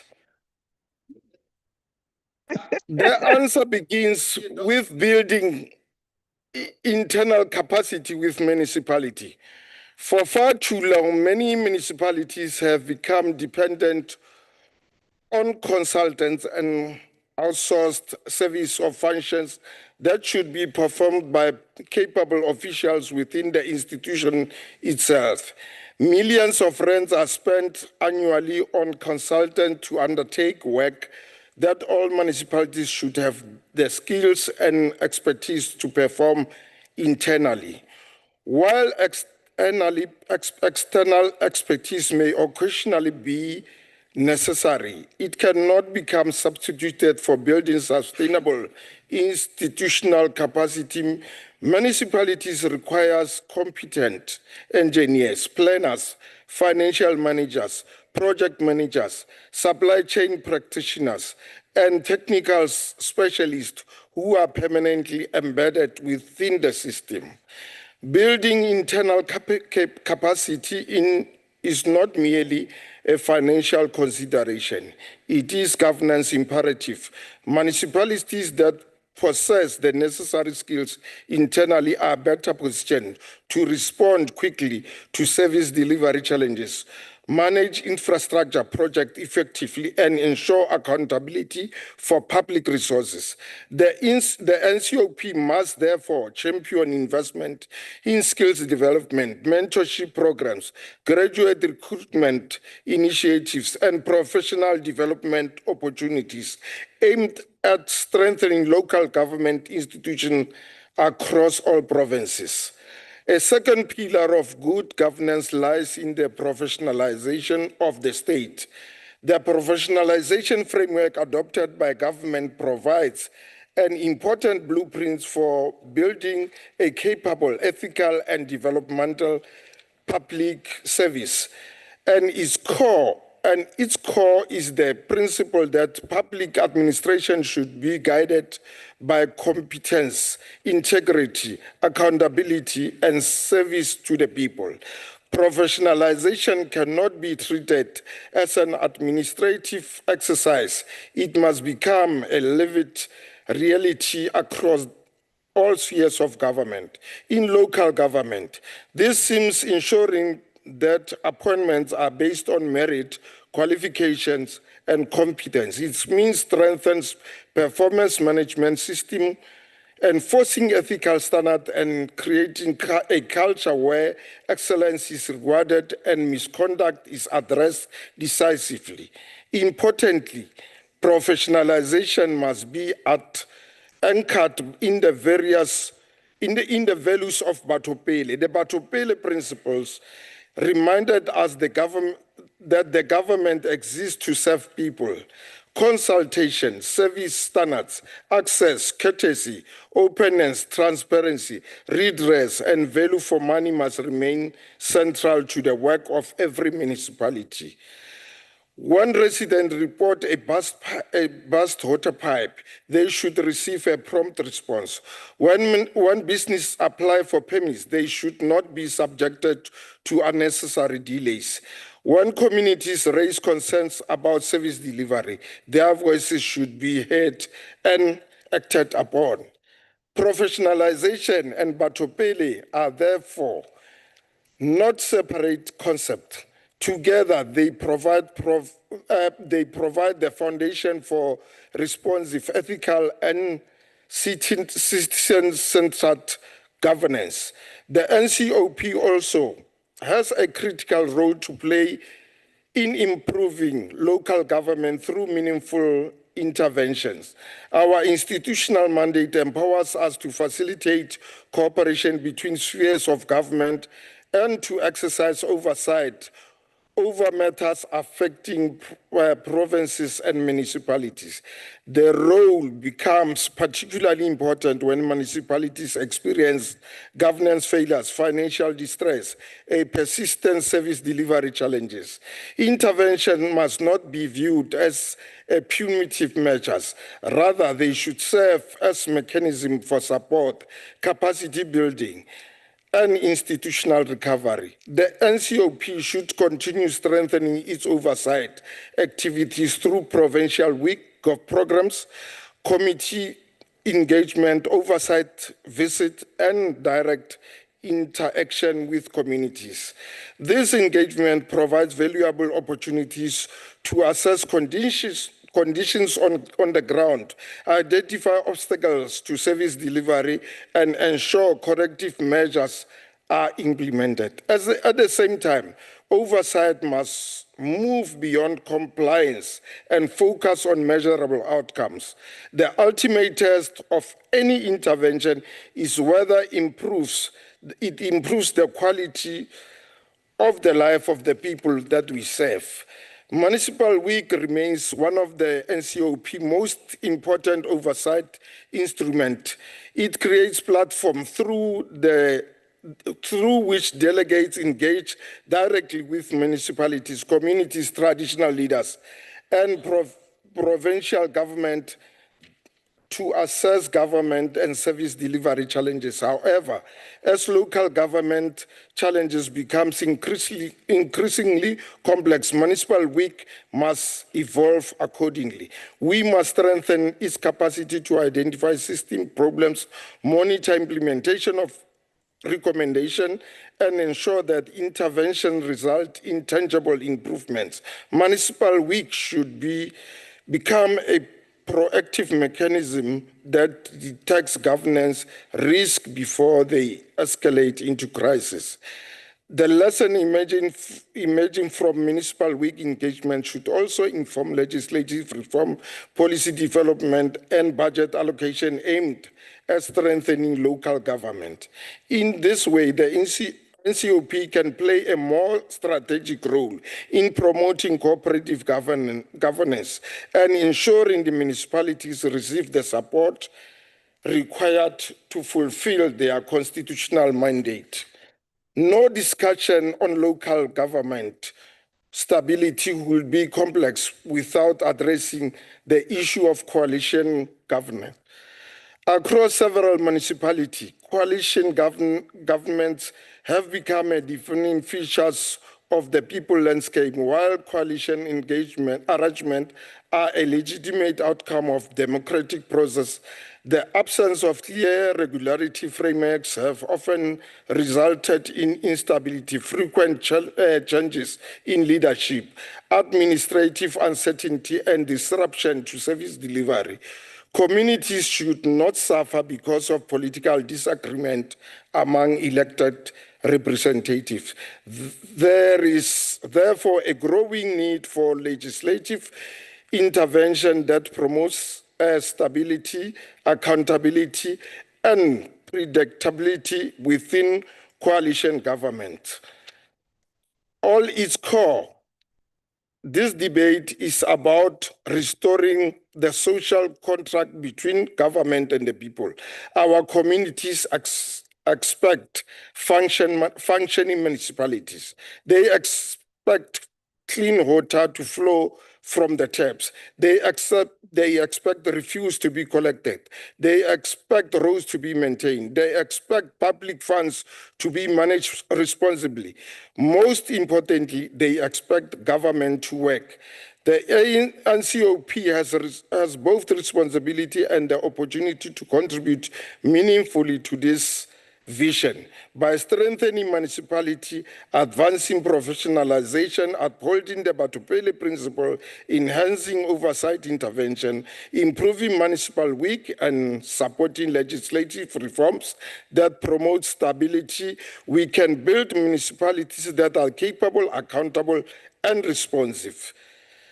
As we consider this budget vote, let us commit ourselves to the constitutional promise of developmental local government and to pursue a state that places the needs of the people first. Together, let us ensure that local government becomes a catalyst for service delivery, economic development, and social transformation. Thank you, Honorable Mabebo. Thank you. I read that thing like I thank you.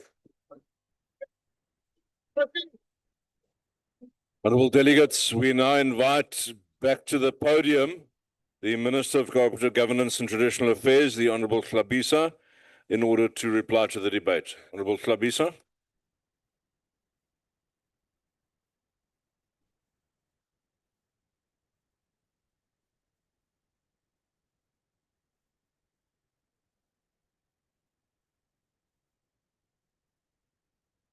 Thank you, Honorable Chairperson. Firstly, let me thank all the honorable members who made their contributions and eventually expressed their support for the tabled budget. For sustainable service delivery to be implemented and accelerated, it requires an approved budget. I want to express our gratitude as a department to all honorable members who express support to the budget. All speakers, those who supported the budget and those who expressed their different views, we agree on the following common items. Municipalities are the closest sphere of government to all of us and the engines of economic growth. The white paper on local government and legislative reforms underway will be the game changer to create stable, efficient, and working municipalities. We all fully agree consequence management, accountability, and transparency are key elements for success to our municipality. The 7th administration is determined to introduce consequence management to all employees transgressing the law. We also agree that repairs and maintenance must remain the prerequisites for sustainable development. This budget must result to tangible outcomes and sustainable development.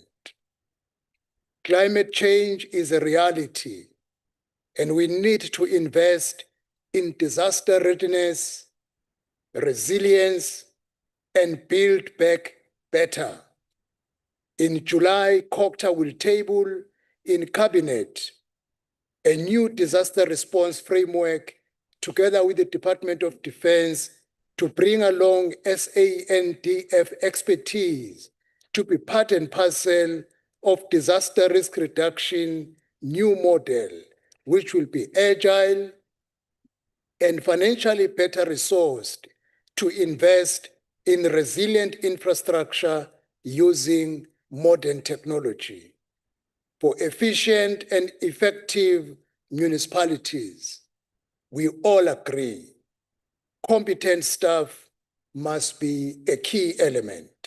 That is why we elevate the professionalization of staff as we go forward to deal with issues of mismanagement, corruption, and poor service delivery. Since these three items, mismanagement, corruption, and poor service delivery, remain common targets that we must confront. It is encouraging to see the developments in the Madlanga Commission as it touches across the three spheres of government. Indeed, we all make a joint clarion call to the people of South Africa, especially our youth and the first-time voters, to register online, to go to the voting station on the 20th and the 21st of June, but beyond, to visit IEC offices to register so that they can vote and make the municipalities accountable. I honestly thank all of you colleagues for the views that you expressed. They will assist us as a department to ensure that we make municipalities work for the people of South Africa. Thank you very much, Honorable Chairperson. Thank you, Minister. Honourable delegates, we have indeed come to the end of the debate on Budget Vote 3, which is cooperative governance, and I'd like to thank the Minister and the Deputy Minister. I'd like to thank the MECs. I'd like to thank all special delegates for participating in the debate, and of course all permanent delegates as well. Delegates, we will shortly suspend the business of the House and then reconvene again at 7 p.m. for a fully virtual sitting to continue with a policy debate on the budget vote of the Department of Small Business Development. Once again, we've got a little bit more time than yesterday, but please don't tarry on your way to your transport, and then we can get started firmly at 7 p.m. Thank you very much. Travel safely. The House is suspended. Recording stopped. Amanda Bafana.